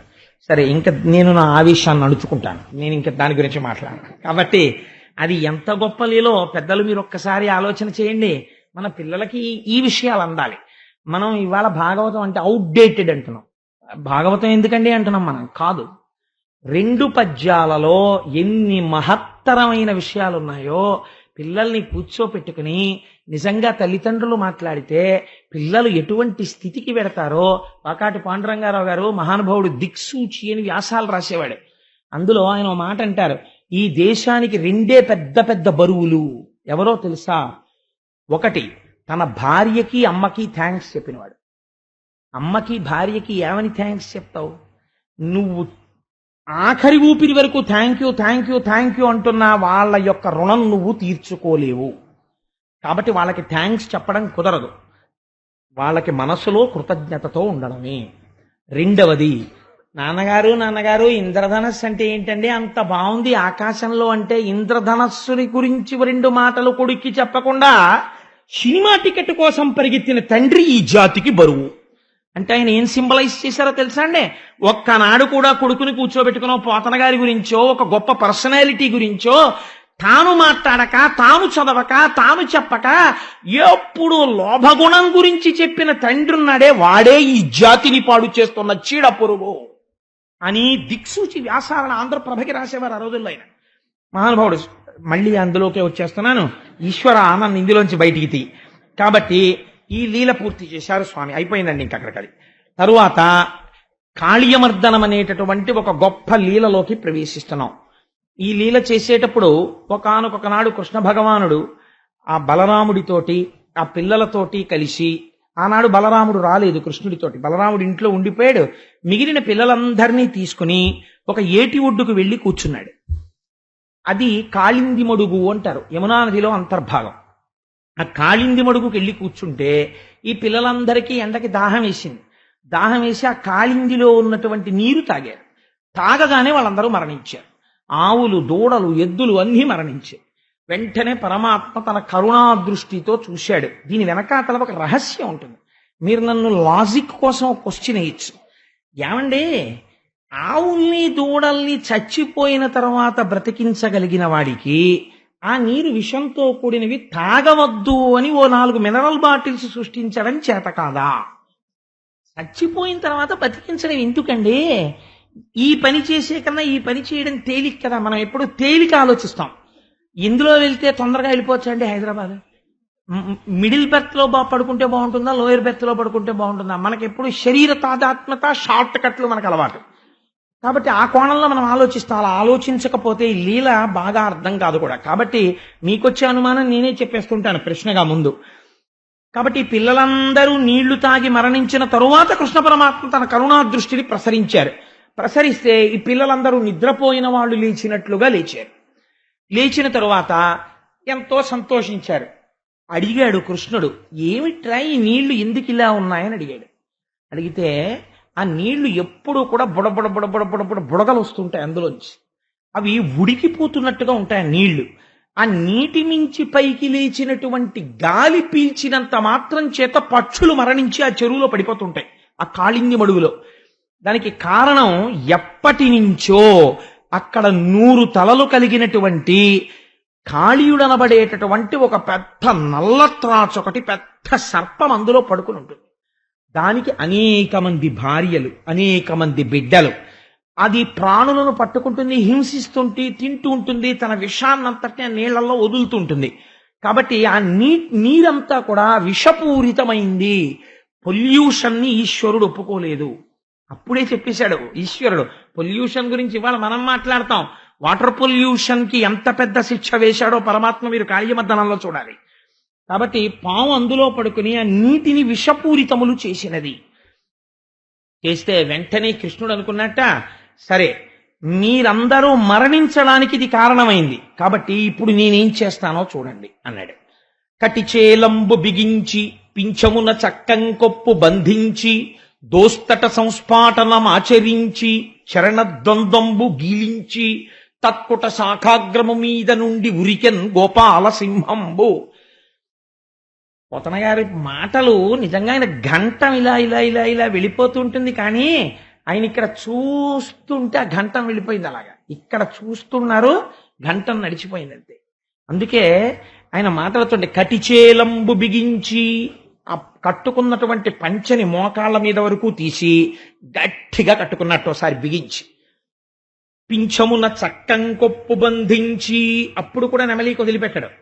ఆ పింఛం నెమలీక ఊడిపోకుండా అందులోకి బాగా పెట్టి బిగించి కట్టుకున్నట్ట.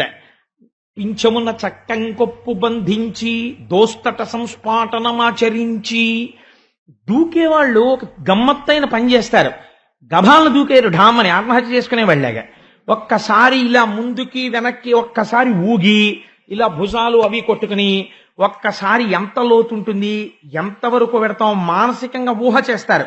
దోస్తట సంస్ఫాటనమాచరించి చరణద్వంద్వంబు గీలించి, ఆ పాదాలు రెండు పెట్టి ఇలా ఇలా ఒక్కసారి అలా ఒకసారి ఊగేట గుయిలించి తత్కుటశాకాగ్రము మీద నుండి ఉరికెన్ గోపాల సింహంబు దిక్తటముల్ మ్రోయ హ్రదంబులో గుబగుబద్వానం అనూనంబుగన్. అక్కడే ఉంది ఒక కడిమి చెట్టు. కడిమి చెట్టు అమ్మవారికి మహాప్రీతి. కడిమి చెట్టుకి ఆకాశంలో మేఘం వస్తే పూలు పూస్తుంది. దానికి ఎంత ఇష్టమో లోకం శుభంగా ఉండాలని. అంటే ఈశ్వరుడు ఇవాళ లోకానికి శుభం చేస్తున్నాడు. కడిమి చెట్టు ఎక్కాడు. ఆ చెట్టు అనుకుందిట, ఇవాళతో నా జన్మ ధన్యమైపోయింది, ఇంకా నా అంత గొప్ప ప్రాణి లేదనుకుందిట. ఎందుకని ఈశ్వరుడు యొక్క పాదములు తగిలాయి. నీటికి తగులుతున్నాయి ఇప్పుడు ఆ మడుక్కి కూడా. కాబట్టి ఆ మడుగు కూడా ఇవాళ సుకృతం అవుతోంది. కాబట్టి ఆ చెట్టు మీద నుంచి తత్కుట శాఖాగ్రము మీద నుండి ఉరికెన్ గోపాల సింహంబు. ఆ గోపాల బాలుడైగా ఉన్నటువంటి కృష్ణ పరమాత్మ సింహం దూకినట్టు దూకేరట నీళ్లలోకి.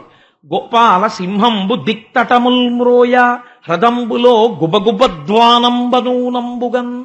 ఈయన నీళ్లలోకి దూకగానే పెద్ద చప్పుడు వచ్చింది. ఇంతలో నీళ్లలోంచి బుడ బుడ బుడ బుడ బుడ బుడ బుడ బుడ చప్పుడు వచ్చింది. అంటే ఎవరో చూశాడు.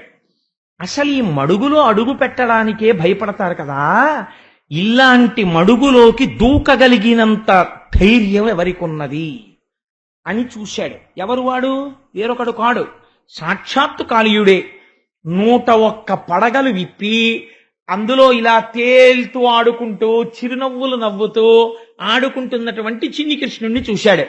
ఎంత ధైర్యం రాయి పిల్లడికి, నేను ఉన్నటువంటి మడుగులోకి దూకుతాడా అన్నాడు. పడగలు విప్పి ఆయనని కాటు వేశాడు. కాటు వేసేటప్పటికీ కృష్ణ పరమాత్మ స్పృహ తప్పారు. తప్పగానే తన దీర్ఘమైనటువంటి శరీరంతో ఆయన్ని చుట్టేశాడు. చుట్టేసి ఊపిరాడకుండా చేస్తున్నాడు. ఈ ఒడ్డున ఉన్నటువంటి గోపాల బాలురు భయంతో పరుగు పరుగు పరుగు పరుగున వెళ్ళి కృష్ణుడికి ప్రమాదం వచ్చిందని చెప్పారు.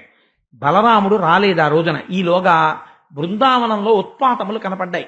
ఎక్కడ చూసినా ఆకాశం అంతా భయంకరంగా తయారైంది. ఉల్కలు పడుతున్నాయి, చీకటి ఆవరించింది, దుర్నిమిత్తములు కనపడుతున్నాయి. ఏం జరిగిందోనని భయపడుతున్నారు. ఈలోగా కృష్ణుడు కనపట్టలేదా, నీటిలో దూకాడు అన్నారు. ఈ కృష్ణుడి కోసమని ఆ గోపాల బాలురు, గోపకులు, యశోద, నందుడు అందరూ వెతుక్కుంటూ వచ్చారు. ఆ కాళింది మడుగులో పాము చేత చుట్టబడి పడిపోయి ఉన్నాడు పరమాత్మ. ఈ పరీక్ష ఆయన ఎప్పుడూ చేస్తాడు. నా గురించి ఏడిచ్చేవాడు ఎవడైనా ఉన్నాడా, ఉంటే కనపడదా, లేకపోతే ఎందుకు అని. కాబట్టి అలా ఆర్తి ఉన్నదా లేదా చూస్తున్నాడు. అంటే ఇక్కడ పోతన గారండి భక్తి అంటే ఏమిటో నిర్వచనం చేశారు. ఎంత గొప్ప మాట అంటారో చూడండి. ఆ గోపకాంతలందరూ వచ్చారు. వచ్చి నిలబడి వాళ్ళు ఒక మాట అంటున్నారు. ఎదురు వచ్చిన జాల ఎదురుగా చనుదెంతువు ఎదురు వచ్చిన నేడేలరావు చూచిన కృపతోడ చూచుచుందువు నీవు చూచిన కనువిప్పి చూడవేల డాసిన నరలేక డాయంగ ఒత్తువు డాసిన నీటికి డయవిచట చీరిన ఓయని చెలరేగి పలుకు ఇది ఏమి సీరిన నిరుగకుంట తలపు సేయునంత తలపోయుచుందువు తలపు సేయనేడు తలపవకట అనుచు భక్తి వివశలాడికైవడి వ్రేతలెల్ల నాడి వివశలైరి. వాళ్ళు భక్తికి ఒక నిర్వచనం చెప్తున్నారు. కృష్ణ, మేమెప్పుడైనా నీ వేపు 2 అడుగులు వేస్తే నువ్వు మా వేపు 200 అడుగులు వేసేవాడి. భగవంతుడి వేపుకి మీరు 1 అడుగు వేయడం నేర్చుకుంటే భగవంతుడు 100 అడుగులు మీ వేపుకి వేస్తాడు. ఈశ్వర ఎప్పుడైనా కృష్ణ అని పిలిస్తే చాలు ఓయ్ అని పలికేవాడివి. ఇవాళ మేము పిలిచినా నువ్వు పలకటం లేదు. ఎప్పుడైనా నిన్ను ముట్టుకుందామని మేము దగ్గరికి వస్తే నువ్వు పరిగెత్తుకుంటూ వచ్చి మమ్మల్ని కౌగలించుకునేవాడివి. భగవంతుని యందు మీరు ఇంత చూపిస్తే ఆయన అంత చూపిస్తాడు కారుణ్యాన్ని. కాబట్టి ఇవాళ నువ్వు అలా పరిగెత్తుకుంటూ రావట్లేదు. మేము నీ వంక ఇలా ఒక్కసారి చూస్తే నువ్వు మా అందరి వంక ఎంతో కృపతో చూసేవాడివి. ఇవాళ మా వంక చూడకుండా కన్నులు మూసి పాము చేత చుట్టబడి పడుకున్నావు. మేము తలుచుకోగానే నువ్వు మమ్మల్ని తలుచుకుంటావు. అలాంటి వాడివి ఇవాళ తలుచుకున్నట్టు కనపట్టలేదు. అనుచూ భక్తి వివశలాడికైవడి, ఇక్కడుంది ఆ పద్యంలో ఉన్న కీలకం అంతా. భక్తి వలన భక్తి యొక్క స్వరూపమేమిటో ఆవిష్కరిస్తున్న వారై కృష్ణుడి గురించి అలమటించారు. ఎంత గొప్ప మాట అన్నారో చూడండి వాళ్ళు. పన్నగము మమ్ము కరవక నిన్నేటికి కరచ కుర్ర నిమ్మి కలిగి నీవుండిన మము రక్షింతువు నిన్ను రక్షింప మేము నేరము తండ్రి. ఈ మాట సాధారణంగా ఎవరంటారండి? తండ్రి అనలేడు ఈ మాట, తల్లి అంటుంది. పిల్లాడికి 104 జ్వరం వచ్చిందనుకోండి, 10 రోజులు అయిపోయింది అనుకోండి, ఎంతమంది స్పెషలిస్టుల దగ్గరికి తీసుకెళ్ళినా తగ్గట్లేదు అనుకోండి. తగ్గకపోతే తండ్రి ఏమో నా ప్రయత్నం నేను చేస్తున్నానండి అంటాడు, బెంగ పెట్టుకుంటాడు.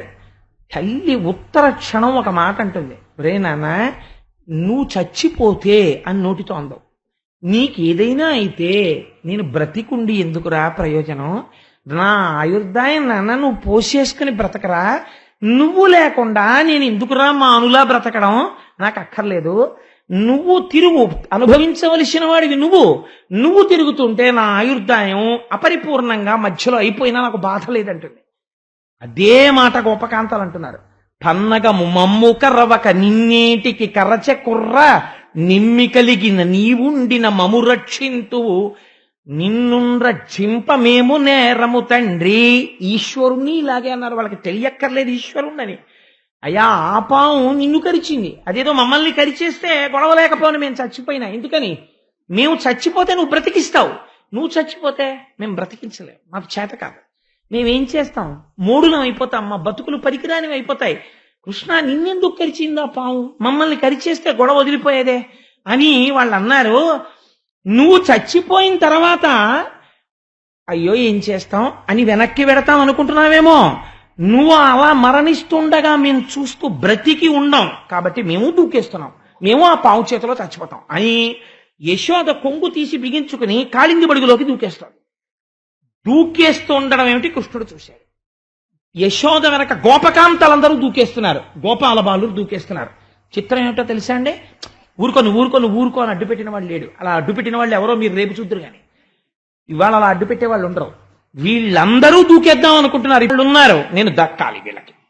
కాబట్టి ఇప్పుడు ఏం చేశాడు? ఒక్కసారి తన శరీరాన్ని వెడల్పుగా పొడుగుగా పెంచేశాడు. అనుకోని రీతిలో హఠాత్తుగా ఇలా చుట్టేసినటువంటి పాము మధ్యలో ఉన్న శరీరం పెరిగిపోతే దీని శరీరం అంతా కూడా నలుగుడు పడిపోయింది. ఎక్కడికక్కడ నలుగుడు పడిపోయి శరీరము శోషించిపోయి ఆ పిల్లవాడు ఒక్కసారి ఇలా పైకి గిరి శోష ఎక్కడ తెలుస్తుందండి? శరీరమునకు వచ్చిన శోష తలకి తెలుస్తుంది, నీరసం. అప్పానిలా పడగలు వాల్చింది, చేతి పిడికిలి బిగించి ఒక్క గుద్దాడు ఆ పడగల మీద. గుద్దేటప్పటికి దాని నవరంధ్రములలోంచి నెత్తురు కక్కేసింది. నెత్తురు కక్కేసి పట్టు వదిలేసి కింద పడిపోయింది. పడిపోగానే చూశాట కృష్ణుడు. ఇప్పుడు ఎవరెవరు ఏడ్చారో వాళ్ళందరూ సంతోషించాలనుకున్నాడు. యమునా వీచి మృదంగ వద్యములు మోయం తీరగోపౌఘర్షమనోజ్ఞనితంబు గేయముగ జంచత్కాళి తవ్యాళి భోగరంగ తరంగ తలంబునన్ పటుకతిన్ గంజాక్షు నిర్మర్దనాక్షము హృజ్జద్భుత భీమమై పరగ దివ్యశ్రేణి చూచెందివిన్. ఆ తోక పట్టుకుని ఎగిరి పడగల మీదకి ఎక్కేట. ఒక్కొక్క పడగ పైకెత్తుతుంటే దాన్ని తొక్కుతుండేవాడు. ఆ తొక్కిన పడగ కిందకెళ్ళేది. ఇంకో పడగ పైకొస్తే ఎగిరి దాని మీద తొక్కుతుండేవాడు. మణులతో కూడినటువంటి ఆ పడగలతో కూడినటువంటి కాళీయుడి తలకాయలు ఆయన నాట్యం చేసేటటువంటి గొప్ప రంగస్థల మంటపం అయింది. గోపకులు గోపకాంతలు అందరూ ఆ యమున ఒడ్డున నిలబడి శబాష్ కృష్ణ కృష్ణ కృష్ణ అని సంతోషంతో అరుస్తున్నటువంటి ఆ అరుపులు మాటలు అవి పాటలయ్యాయి. యమునా నది యొక్క తరంగములు మధ్యల యొక్క ధనులయ్యాయి. బెగ్గురు పక్షులు మొదలైన పక్షులు ఆనందంతో అమ్మయ్యా మేమీ కొలను మీద ఎగరగలం అని అవి చేస్తున్నటువంటి సవ్వడులు వాటి కూతలు ఆయన పక్కన పక్క వాయిద్యాలయ్యాయి. ప్రేక్షకులుగా ఆ మందిరంలో దేవతలందరూ ఆకాశంలో నిలబడి చూస్తున్నారు. ఏమీ ఆశ్చర్యమని. పెస దామోదరు పాదఘాతనగతుల్ వేవేల చందంబులన్ ప్రసభాటోపముజూపబాపణ భృచ్చటా మండలం వసహంబై పగిలెన్ మణుల్ చెదరగా నాశ్యంబులన్ సోనితం బెసగన్ దంస్ట్రలు నుగ్గుగాగ గరళవహ్ని జ్వాలికల్ వెల్వడన్. ఆయన ఆ పడగల మీదకెక్కి తొక్కుతుంటే తలలు పగిలిపోయి ఆ లోపల ఉన్నటువంటి మణులు చల్లా చెదరైపోయాయి. దాని నోట్లోంచి ముక్కుల్లోంచి నెత్తురు ధారల కింద కారి ఆ నీటిలో పడిపోతోంది. నీరంతా అప్పటి వరకు విషంతో నల్లగా ఉన్న నీరు నెత్తురు పైన తెట్టు కింద కట్టి ఉంది. పావులోంచి వచ్చినటువంటి నెత్తురు శోషించిపోయి ఆ కాళీయుడు నీరసించి ఆ నీటిలో పడిపోయేటటువంటి స్థితి వచ్చింది. ఇప్పుడు ఆ కాళీయుని యొక్క భార్యలు ఉన్నారు చాలా మంది.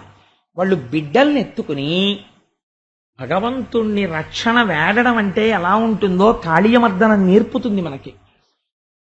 తమ చంటి పిల్లల్ని తీసుకుని ఒంటి మీద ఉన్నటువంటి ఆభరణాలు చిక్కుముడులు పడి చల్లాచెదరైపోతుండగా, కొప్పుముడులు వీడిపోగా, పూలు పెట్టుకున్నటువంటి పుష్పములు రాలిపోతుంటే ఒంటి మీద బట్ట సరిగ్గా ఉందో లేదో కూడా చూసుకోకుండా పరుగు పరుగున వచ్చి ఆ చంటి పిల్లల్ని కృష్ణుడి పాదాల దగ్గర పడుకోపెట్టి వాళ్ళన్నారు, క్రూరాత్ముల దండింపను దారునిపై అవతరించి దనరెడ్డి నీకి క్రూరాత్ముని శిక్షించుట క్రూరత్వము కాక సాధు గుణము గుణాఢ్యా. వాళ్ళు ఎంత సత్యం పలికారో చూడండి. ఈశ్వర, నువ్వు అంతటా నిండి ఉన్నవాడవు. అంతటా నిండానికి వచ్చినటువంటి అవతారం దుష్టుడైనటువంటి మా భర్తని దండించకుండా ఎందుకుంటుంది? కాబట్టి దండిస్తావు. కాబట్టి నువ్వు చేసిన పని తప్పని కానీ, మా వారిని అలా ఇబ్బంది పెడుతున్నావని కానీ, ఆయన తలల మీద నువ్వు తొక్కేస్తున్నావని కానీ మేము ఒక్క మాటనం. కానీ ఒక్క మాట మాత్రం మేము చెప్పదలుచుకున్నాం. ఎట్టి తపంబు చేసెనకో, ఎట్టి సుకర్మములాచరించెనో, ఎట్టి నిజంబు పల్కెనొక ఈయహి పూర్వభవంబునందు మున్నెట్టి మహాత్ములైన చూడగరాని ఈ అహి ఫణీంద్రు తలలపైకెక్కి నటించదవి ఫణీంద్రుపై. ఎంత ఆశ్చర్యమయ్యా తండ్రి! ఎట్టి తపంబు చేశనుకో, ఈ కాళీయుడు ఇతపూర్వం ఎటువంటి తపస్సు చేశాడో, ఎట్టి నిజంబు పల్కెనో, ఎంత కష్టకాలంలో సత్యం చెప్పాడో, ఎట్టి సుకర్మములాచరించెనో, ఎటువంటి గొప్ప గొప్ప పనులు చేశాడో. ఎందుకని?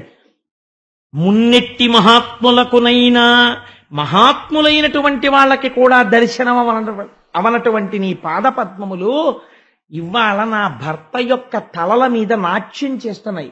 నీ పాదముల యొక్క ధూళి చేత అలంకృతమయ్యాయి ఆ శిరస్సులన్నీ.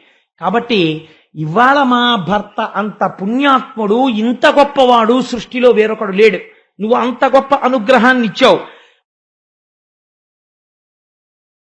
బహుకాలంబు తపంబు చేసి వ్రతముల్ పాటించి కామించి నీ మహనీయోజ్వల పాదరేణుకణ సంస్పర్శాధికారంబు శ్రీ మహిళారత్నము తొల్లి కంచినిది నేమం బేమియుంలేక ఈయహి నీ పాద యుగాహ తిన్బడిచే నేడచ్చద్భుతం ఈశ్వరా అన్నారు వాళ్ళు. లక్ష్మీదేవి నిన్ను భర్తగా పొందడానికి ఎన్ని నోములు చేసిందో, ఎన్ని వ్రతాలు చేసిందో, ఎంత తపస్సు చేసిందో అన్ని నోములు, అన్ని వ్రతాలు, అన్ని తపస్సులు, రుక్మిణీ కళ్యాణం చూద్దురు గాని ఇన్ని చేస్తే లక్ష్మీదేవి పొందినటువంటి వైభోగమేమి? నీ పాద రేణు కణ సంస్పర్శాధికారంబు శ్రీ మహిళారత్నము తొల్లికాంచే. మహిళలందరికీ కూడా అత్యుత్తమమైనదిగా చెప్పబడినటువంటి తొలి మహిళారత్నమైన లక్ష్మీదేవి నీ పాదముల కంటినటువంటి ఒక రేణువుని స్వతంత్రంగా ముట్టుకునేటటువంటి అధికారాన్ని పొందింది. మరి మా ఆయన స్వయంగా నీ పాదములే ఆయన తలల మీద నాట్యం చేస్తున్నాయి. లక్ష్మీదేవి గొప్పదా, మా ఆయన గొప్పవాడా? ఇవాళ మా ఆయనే గొప్పవాడు. ఈశ్వరుడు ఏమనుకోవాలంటే నిజంగా వాళ్ళ స్తోత్రానికి, వాళ్ళు చెప్తున్న సత్యానికి ప్రసన్నుడైపోవాలి. మనము చేస్తాం స్తోత్రం. ఎలా చేస్తామో తెలుసా అండి? అవశ్యాని శరీరాన్ని అందరి డబ్బు నాకే రాని పూజ. ఊళ్ళో వాళ్ళ డబ్బంతా వీడికే వచ్చేయాలి. ఊళ్ళో కాలేజీలో ఎవరైనా కాస్త ఎర్రటి పిల్ల చేరితే ఉత్తర క్షణం వీడు ప్రకటించేసుకుంటాడు, అది నా భార్య, వీడికి ఎవడో జన్మ హక్కు ఇచ్చినట్టు ప్రేమించేశాను, అయితే నాదానివ్వాలి, లేకపోతే యాసిడ్ పోస్తా. రాక్షసత్వం. వీడి హక్క. ఆ పిల్లకో తల్లుంది, తండ్రి ఉన్నారు, వాళ్ళకి కొన్ని ఆశలున్నాయి. ఆ పిల్ల చదువుకుంటోంది, ఆ పిల్లని ఎక్కడో ఇవ్వాలనుకుంటున్నాడు. నువ్వెవరివి? ఎంత తెంపరితనం నీది? అటువంటి వాణ్ణి ఉరి తీసి ఊరూరా శవాన్ని తీసుకొచ్చి ప్రతి 4 వాడల మధ్యలో నిలబెట్టి శవాన్ని కూడా ఉరి తీయాలి. తీస్తే తరువాతి వాళ్ళకి ఆదర్శం అవుతుంది. ఓహో, ఇలా ప్రవర్తించకూడదు. వాడి పట్ల జాలిందుకు? వాడు క్రూరమైన రాక్షసుడు, అది జరగకూడని నేరం. కాబట్టి వాళ్ళు అంటున్నారు, వాళ్ళు ఎంత మర్యాదతో మాట్లాడుతున్నారో చూడండి. వాళ్ళు అన్నారు, లక్ష్మీదేవి పొందనటువంటి వైభోగాన్ని ఇవాళ నా భర్త పొందాడు, ఇంత గొప్ప తపస్సు చేశాడు. ఈశ్వర, కానీ ఒక్క విషయం, మేము చెప్పేటటువంటి మనవిని కూడా నువ్వు విను. ఎందుచేత? మమ్ము పెండ్లి చేయు మా ప్రాణవల్లభు ప్రాణవిచ్చి కావు భక్తవరద, నీవు చేయు పెండ్లి నిత్యంబు భద్రంబు చిన్ననాటి పెండ్లి కాదు. మనం ఏదైనా కష్టం వచ్చిందనుకోండి, అసలు నిజంగా నేను ఆ మాట అనకూడదు, కానీ ఒక్కొక్కసారి భర్తకి ఏదో ప్రమాదం వస్తుంది, ఇబ్బంది వస్తుంది. నాకు అనిపిస్తుంది, కాళీయమర్దనంలో కాళీయుని భార్యలు ఏ మాట అన్నారో ఈశ్వరుడితో ఆ మాట అనగలిగితే భర్తకు ఆయుర్దాయం లభిస్తుంది. వాళ్ళు ఏమన్నారో చూడండి. మమ్ము పిండ్లి చేయు మా ప్రాణవల్లభు ప్రాణమిచ్చి కావు భక్తవరద. ఈశ్వర, మా తల్లిదండ్రులు ఈ కాళీయుడు చాలా బలవంతుడని, దీర్ఘాయుష్మంతుడవుతాడని, తన్నెవరూ ఎదిరించలేరని, చాలా ఐశ్వర్యవంతుడని ఇతనికిచ్చి పెళ్లి చేశారు. మా 5వ మా పసుపు కుంకాలు ఇతని యొక్క ఆయుర్దాయంతో ముడిపడి ఉన్నాయి. ఆనాడు మా పెద్దవాళ్లు పెళ్లి చేస్తే మాకు పసుపు కుంకాలు వచ్చాయి, 5వ వచ్చింది, మా మెడలో మంగళసూత్రం వచ్చింది. అవి ఉంటాయి అని వాళ్ళు అనుకున్నారు, ఉండవు అని నువ్వు తేల్చేస్తున్నావు. కానీ మేమంటున్నాం, నువ్వు అనాథనాథుడవు అంటున్నావు. నువ్వు అనాథలకే ప్రధానమైన నాథుడవు. నీవే అనాథల్ని ఎలా చేస్తావు మమ్మల్ని? కాబట్టి నువ్వు మమ్మల్ని అనాథల్ని చెయ్యకూడదు. వాడు దుర్మార్గుడు అయినా మా కోసం నువ్వేం చెయ్యాలో తెలుసా? ప్రాణమిచ్చి కావు భక్తవరద, చిన్ననాటి పెండ్లి కాదు, నీవు చేయు పెండ్లి నిత్యంబు భద్రంబు. స్వామి, ఇప్పుడు నువ్వు మాకు భర్తని ప్రదానం చేస్తే ఇది మాకు నిత్యము భద్రము. మా ఆయన పరిస్థితి మారుతుంది, బుద్ధిలో మార్పు వస్తుంది. ఈ దెబ్బతో పాపపు పనులు మాంతాడు, మా 5వ నిలబడుతుంది. అందుకని ఈశ్వర, ఇప్పుడు నువ్వు మాకిస్తున్న 5వ ఉందే, ఆనాడు మా నాన్నగారు కట్టించిన తాళుంది, మా అమ్మాయి మెళ్ళలో తాళిని బాగా నిలబడాలని ఆర్తి చెంది మా నాన్న పెళ్లికొచ్చి 5వ ఉన్న ప్రతి ఆడదాని మెళ్ళో మంగళసూత్రం ఒకసారి పెట్టించాడు నాకు కట్టే ముందు. ఏమో ఏ తల్లి సర్వమంగళాదేవతని మంగళసూత్రంలో అంత ఉపాసన చేస్తోందో అందరి మెళ్ళల్లో పెడితే ఆ తాళిబొట్టులో ఉన్న సర్వమంగళాదేవత యొక్క పాద స్పర్శ తగిలి నా కూతురు కూడా పసుపు కుంకాలు పూర్ణంగా ఉంటాయని అంత కష్టపడి మా నాన్న మాకు తాళి కట్టించాడు. కానీ ఇవాళ నువ్వు మమ్మల్ని అనాథల్ని చేస్తున్నావు, నువ్వు అనాథనాథుడవు. ఆ పెళ్లి కాదు నిజం, ఇప్పుడు నువ్వు మాకు కాని పసుపు కుంకాలు భిక్ష పెడితే అది నిజం. అందుకే ఆడది ఒక్కటి మాత్రం ఇలా పుచ్చుకోదు తెలుసా అండి? పసుపు కాని కుంకం కాని పసుపు తాడు కాని పుచ్చుకుంటే ఇలా పుచ్చుకుంటారు. ఒడి చాపుతుంది. ఎంత కోట్లు ఉండనివ్వండి, ఈ దేశ సంస్కృతి అక్కడ ఉంది. ఎందుకనో తెలుసా అండి? ఇంటికి కోటీశ్వరరాలు రానివ్వండి, వెళ్ళిపోతుంటే అమ్మా బొట్టు ఉంచుతారు ఉండండి అమ్మా అన్నారు అనుకోండి, వెంటనే ఆగి బొట్టు పెట్టించుకుని పెడతారు. ఈ దేశంలో, ఈ దేశానికి ఇంత పేరు ప్రఖ్యాతులు వచ్చాయంటే నేను వెనకేసుకొచ్చాను అనుకోకండి, ఆడవాళ్ల యొక్క నడువడి చేతని. కోట్లు ఉండొచ్చు, అధికారాలు ఉండొచ్చు, ఐఏఎస్లు అవ్వచ్చు, అయినా వాళ్ళు మాత్రం బొట్టు కోసం అలా నిలబడిపోతారు. పసుపు తాడు కోసం క్యూలు కడతారు. ఇంత పసుపు కాళ్ళకి రాస్తామంటే పసుపు కుంకాల కోసం 10 మైళ్ళు నడిచి వెళ్ళిపోతామంటారు. అది ఈ జాతి సొత్తు. ఏమి గొప్పగా ఆవిష్కరించిందండి ఆడదాని గురించి భారతీయ తత్వం. ఎంత గొప్పగా మాట్లాడుతున్నారో చూడండి వాళ్ళు ఆ కాళీయుడి గురించి. మమ్ము పెండ్లిచే యుమ ప్రాణ వల్లభు ప్రాణమిచ్చి కావు భక్తవరద. భక్తులైన వాళ్ళ కోరికలు తీర్చేవాడా, ఇవాళ నువ్వు మాకు పతి భిక్ష పెట్టు అని అడిగారు. అడిగి వాళ్ళు ఒక మాట అన్నారు, ఈశ్వర ప్రతివారి యందు నువ్వు ఉంటావు, అందుకు నిన్ను పురుషుడు అంటారు. ఆ పురుషుడి లోపల జీవుని యందు పరమాత్మగా ఉంటావు. తెలిపాండములన్నింటినీ బ్రహ్మాండంతో కలుపుతావు. కలపడానికి కాలస్వరూపంతో పెడతావు. అప్పుడు నిన్ను కాలనాథుడు అని పిలుస్తారు.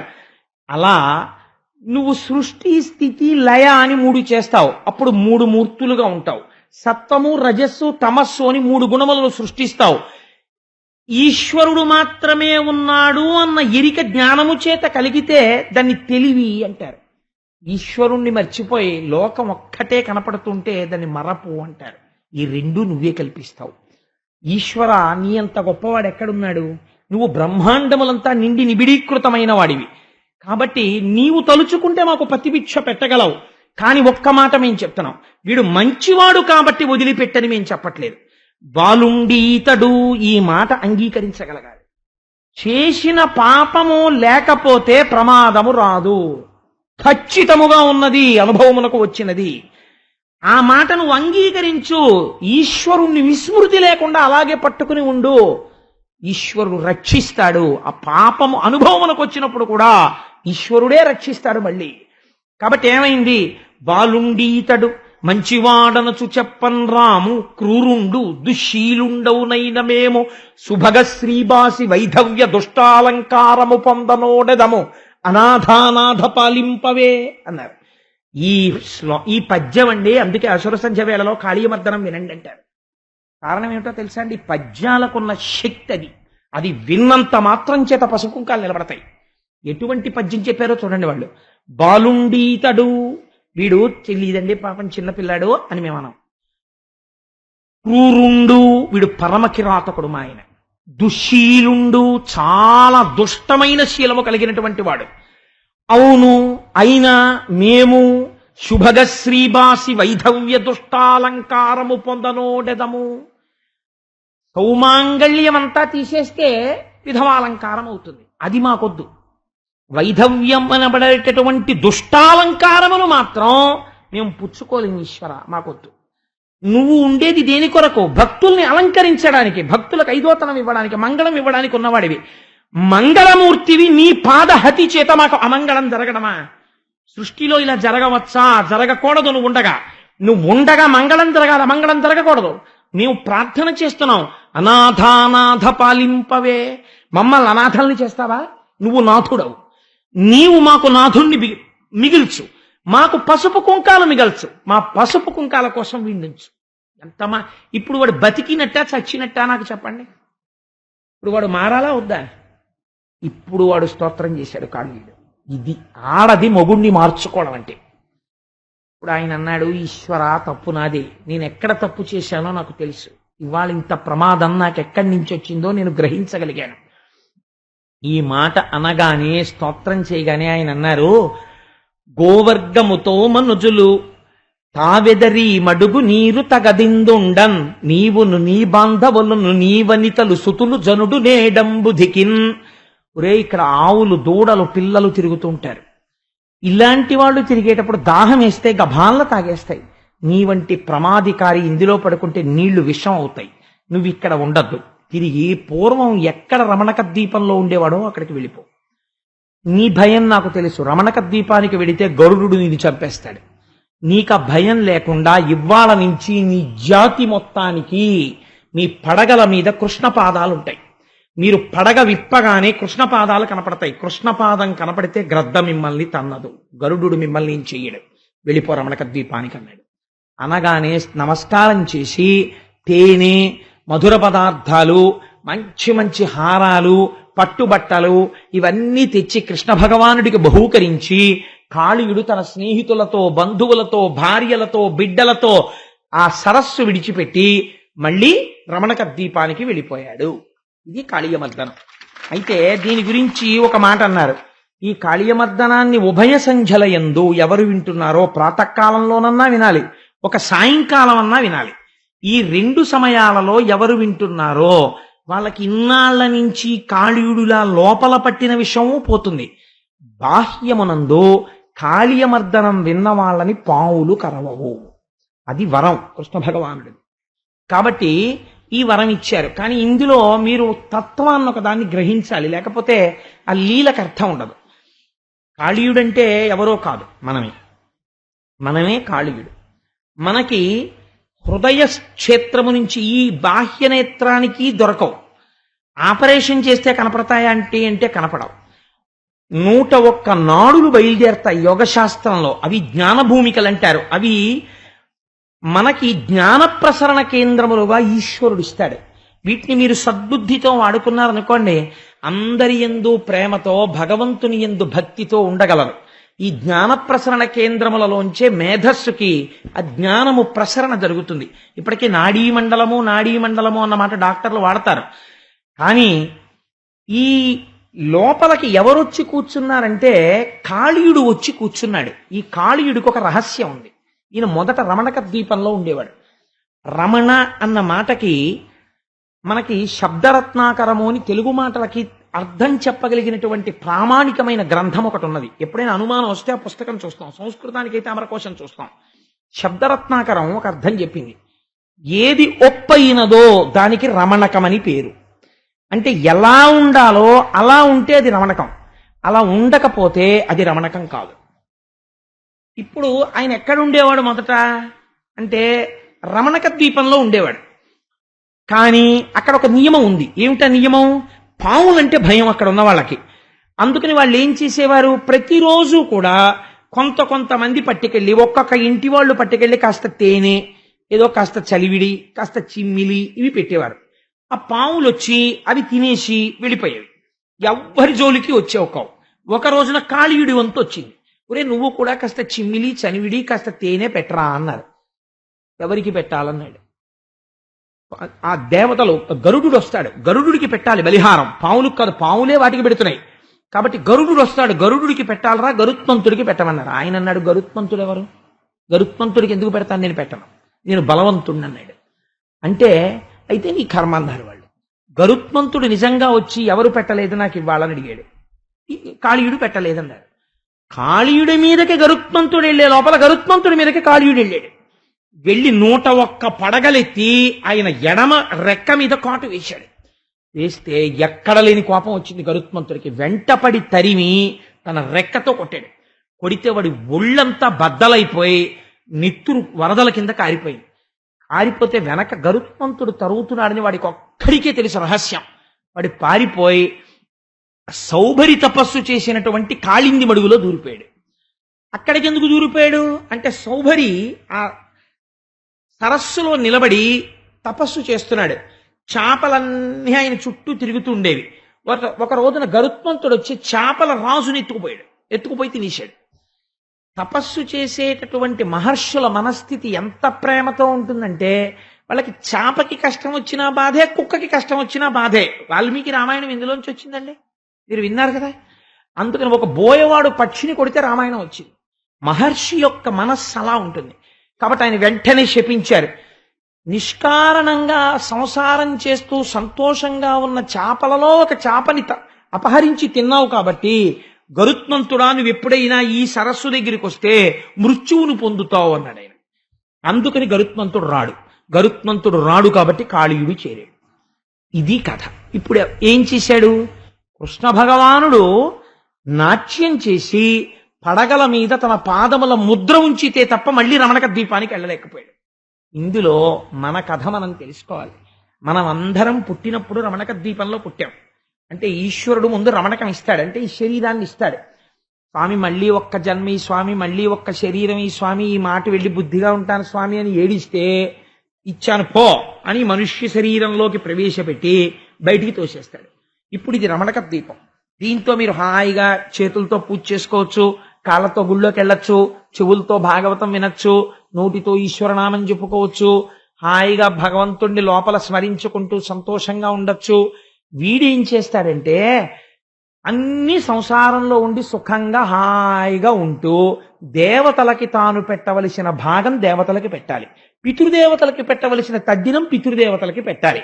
వీడు ఏవి మానేస్తాడంటే గరుడు ఎవడరా అంటాడు. గరుడు అంటే వేదం, మీరు విన్నారు కదా, గరుడు వస్తుంటే వేదం వినబడుతుంటుంది. వేదము చెప్పింది ధర్మం ఇలా ప్రవర్తించు, నువ్వు అనుభవించడం కాదు. నువ్వు ఇంట్లో అనుభవిస్తుంటే కనీసంలో కనీసం ఇంత బెల్లపు గడ్డైనా పూజ గదిలో పెట్టి రోజు ఒక్కసారి నివేదన చేసి ఇంత ముక్క కళ్ళకద్దుకుని నోట్లో వేసుకో అని చెప్పింది.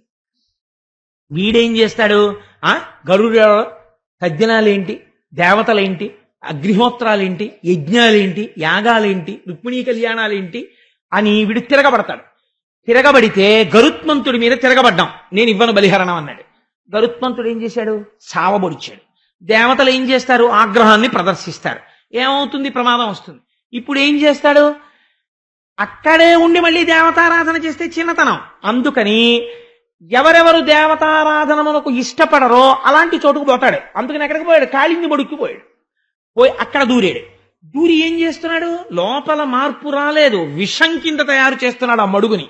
ఇప్పుడు ఇక్కడున్న ఈ 101 నాడులు జ్ఞాన ప్రసరణ కేంద్రాలు, వీటి నిండా ఈశ్వర తిరస్కార బుద్ధితో నింపుకున్నాడు.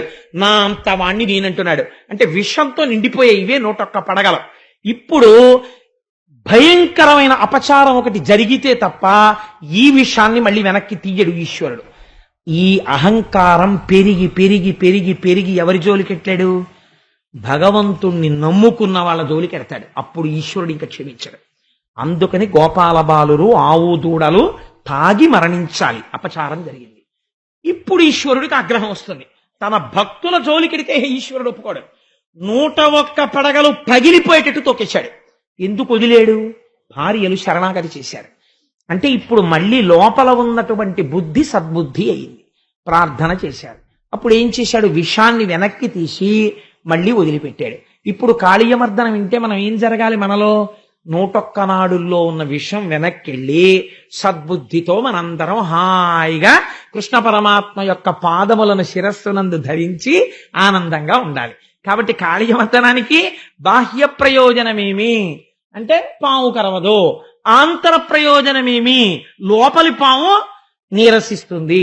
ఇక్కడ వదిలిపెట్టి వెళ్ళిపోయి దీన్ని కాళింది మడుగుగా చెయ్యదు, మళ్ళీ రమణక ద్వీపం చేస్తుంది. అంటే ఇప్పుడు మళ్ళీ ఏమైపోయింది? కాళీయమర్దనం వినగానే మళ్ళీ ఈ శరీరం అంతా శుద్ధి అయిపోయింది. కాళీయమర్దనం అనబడేటటువంటి లీలకి అంత గొప్ప పరమ పవిత్రమైనటువంటి స్థితి కలదు అని భగవానుడు ఈ లీలని పూర్తి చేశాడు. ఇవాళ ప్రార్థనకి ఎన్నో చెప్పేద్దామని చెప్పి ఇంత మొనగాళ్ళే వస్తాను, అవ్వవు. ఇక్కడికి వచ్చి కూర్చుంటే వద్దు వద్దు వద్దు, వెళ్ళకు పక్కకెళ్ళిపోకు అనుకుంటూ ఉంటాను, వెళ్ళిపోతూ ఉంటాను. ఈశ్వరుడు ఒక చిత్రమైనటువంటి లీల చేశాడు.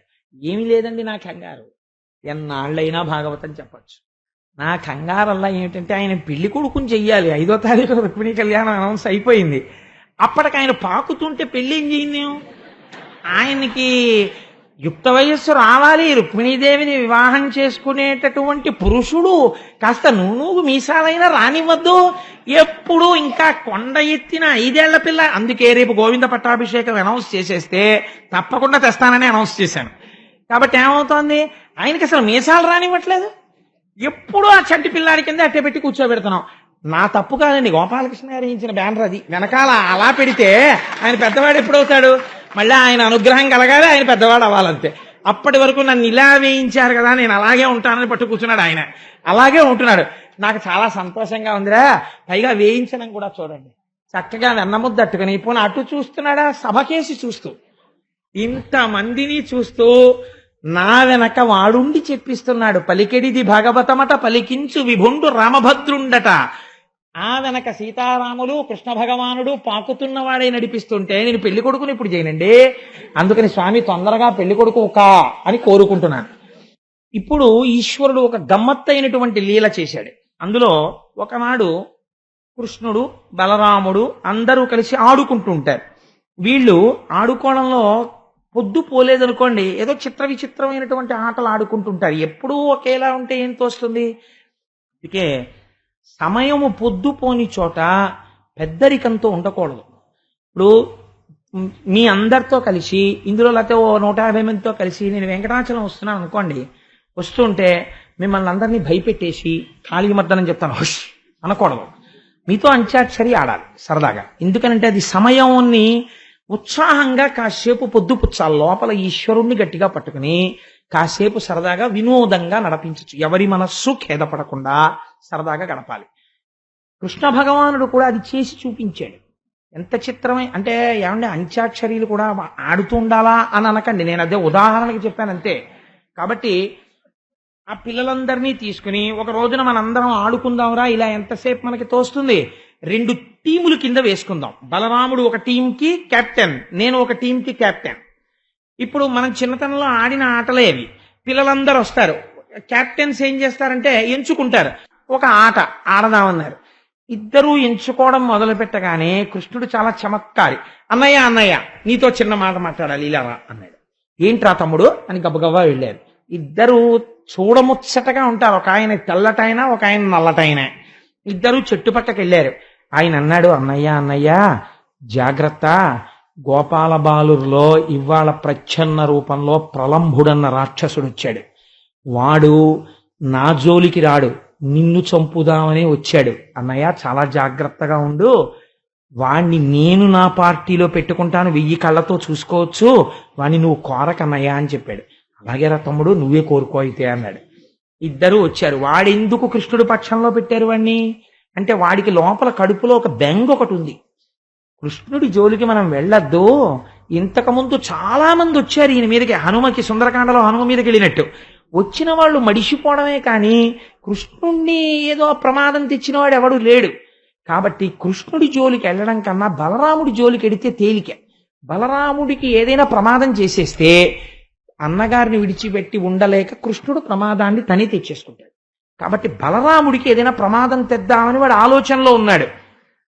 తన అన్నగారిని తనని నమ్ముకున్న వాణ్ణి, తన కోసమని అవతారం స్వీకరించిన వాణ్ణి, తాను పడుకుంటే పరుపైన వాణ్ణి, తను కాలు పెడితే పాదపీఠమైన వాణ్ణి, తాను కూర్చుంటే పైన గొడుగైనటువంటి వాణ్ణి, తాను నడుస్తుంటే ఛత్రం పట్టిన వాణ్ణి ఈశ్వరుడంత తేలిగ్గా వదిలిపెడతాడండి. 1000 కళ్ళతో కాసుకుంటాడు తనవారన్న వాళ్ళని. అందుకని ప్రలంభుడు నా పార్టీ అన్నాడు. ఈ ప్రలంభుడిని తన పార్టీలో పెట్టుకున్నాడు. ఆట ప్రారంభమైంది. ఏమిటి ఆట అంటే ఏదో కొన్ని లక్ష్యములను పెట్టుకుంటారు. ఏదో అదిగో ఆ స్తంభము, ఆ ఆకు, ఆ కర్ర, ఒక్కొక్కళ్ళకి 5 రాళ్ళు ఇస్తారు. మీ పార్టీలో వాళ్ళు కొడతారు, మా పార్టీలో వాళ్ళం కొడతాం. ఎవరు లక్ష్యాన్ని ఎక్కువ మంది కొడతారో వాళ్ళు గెలిచినట్టు.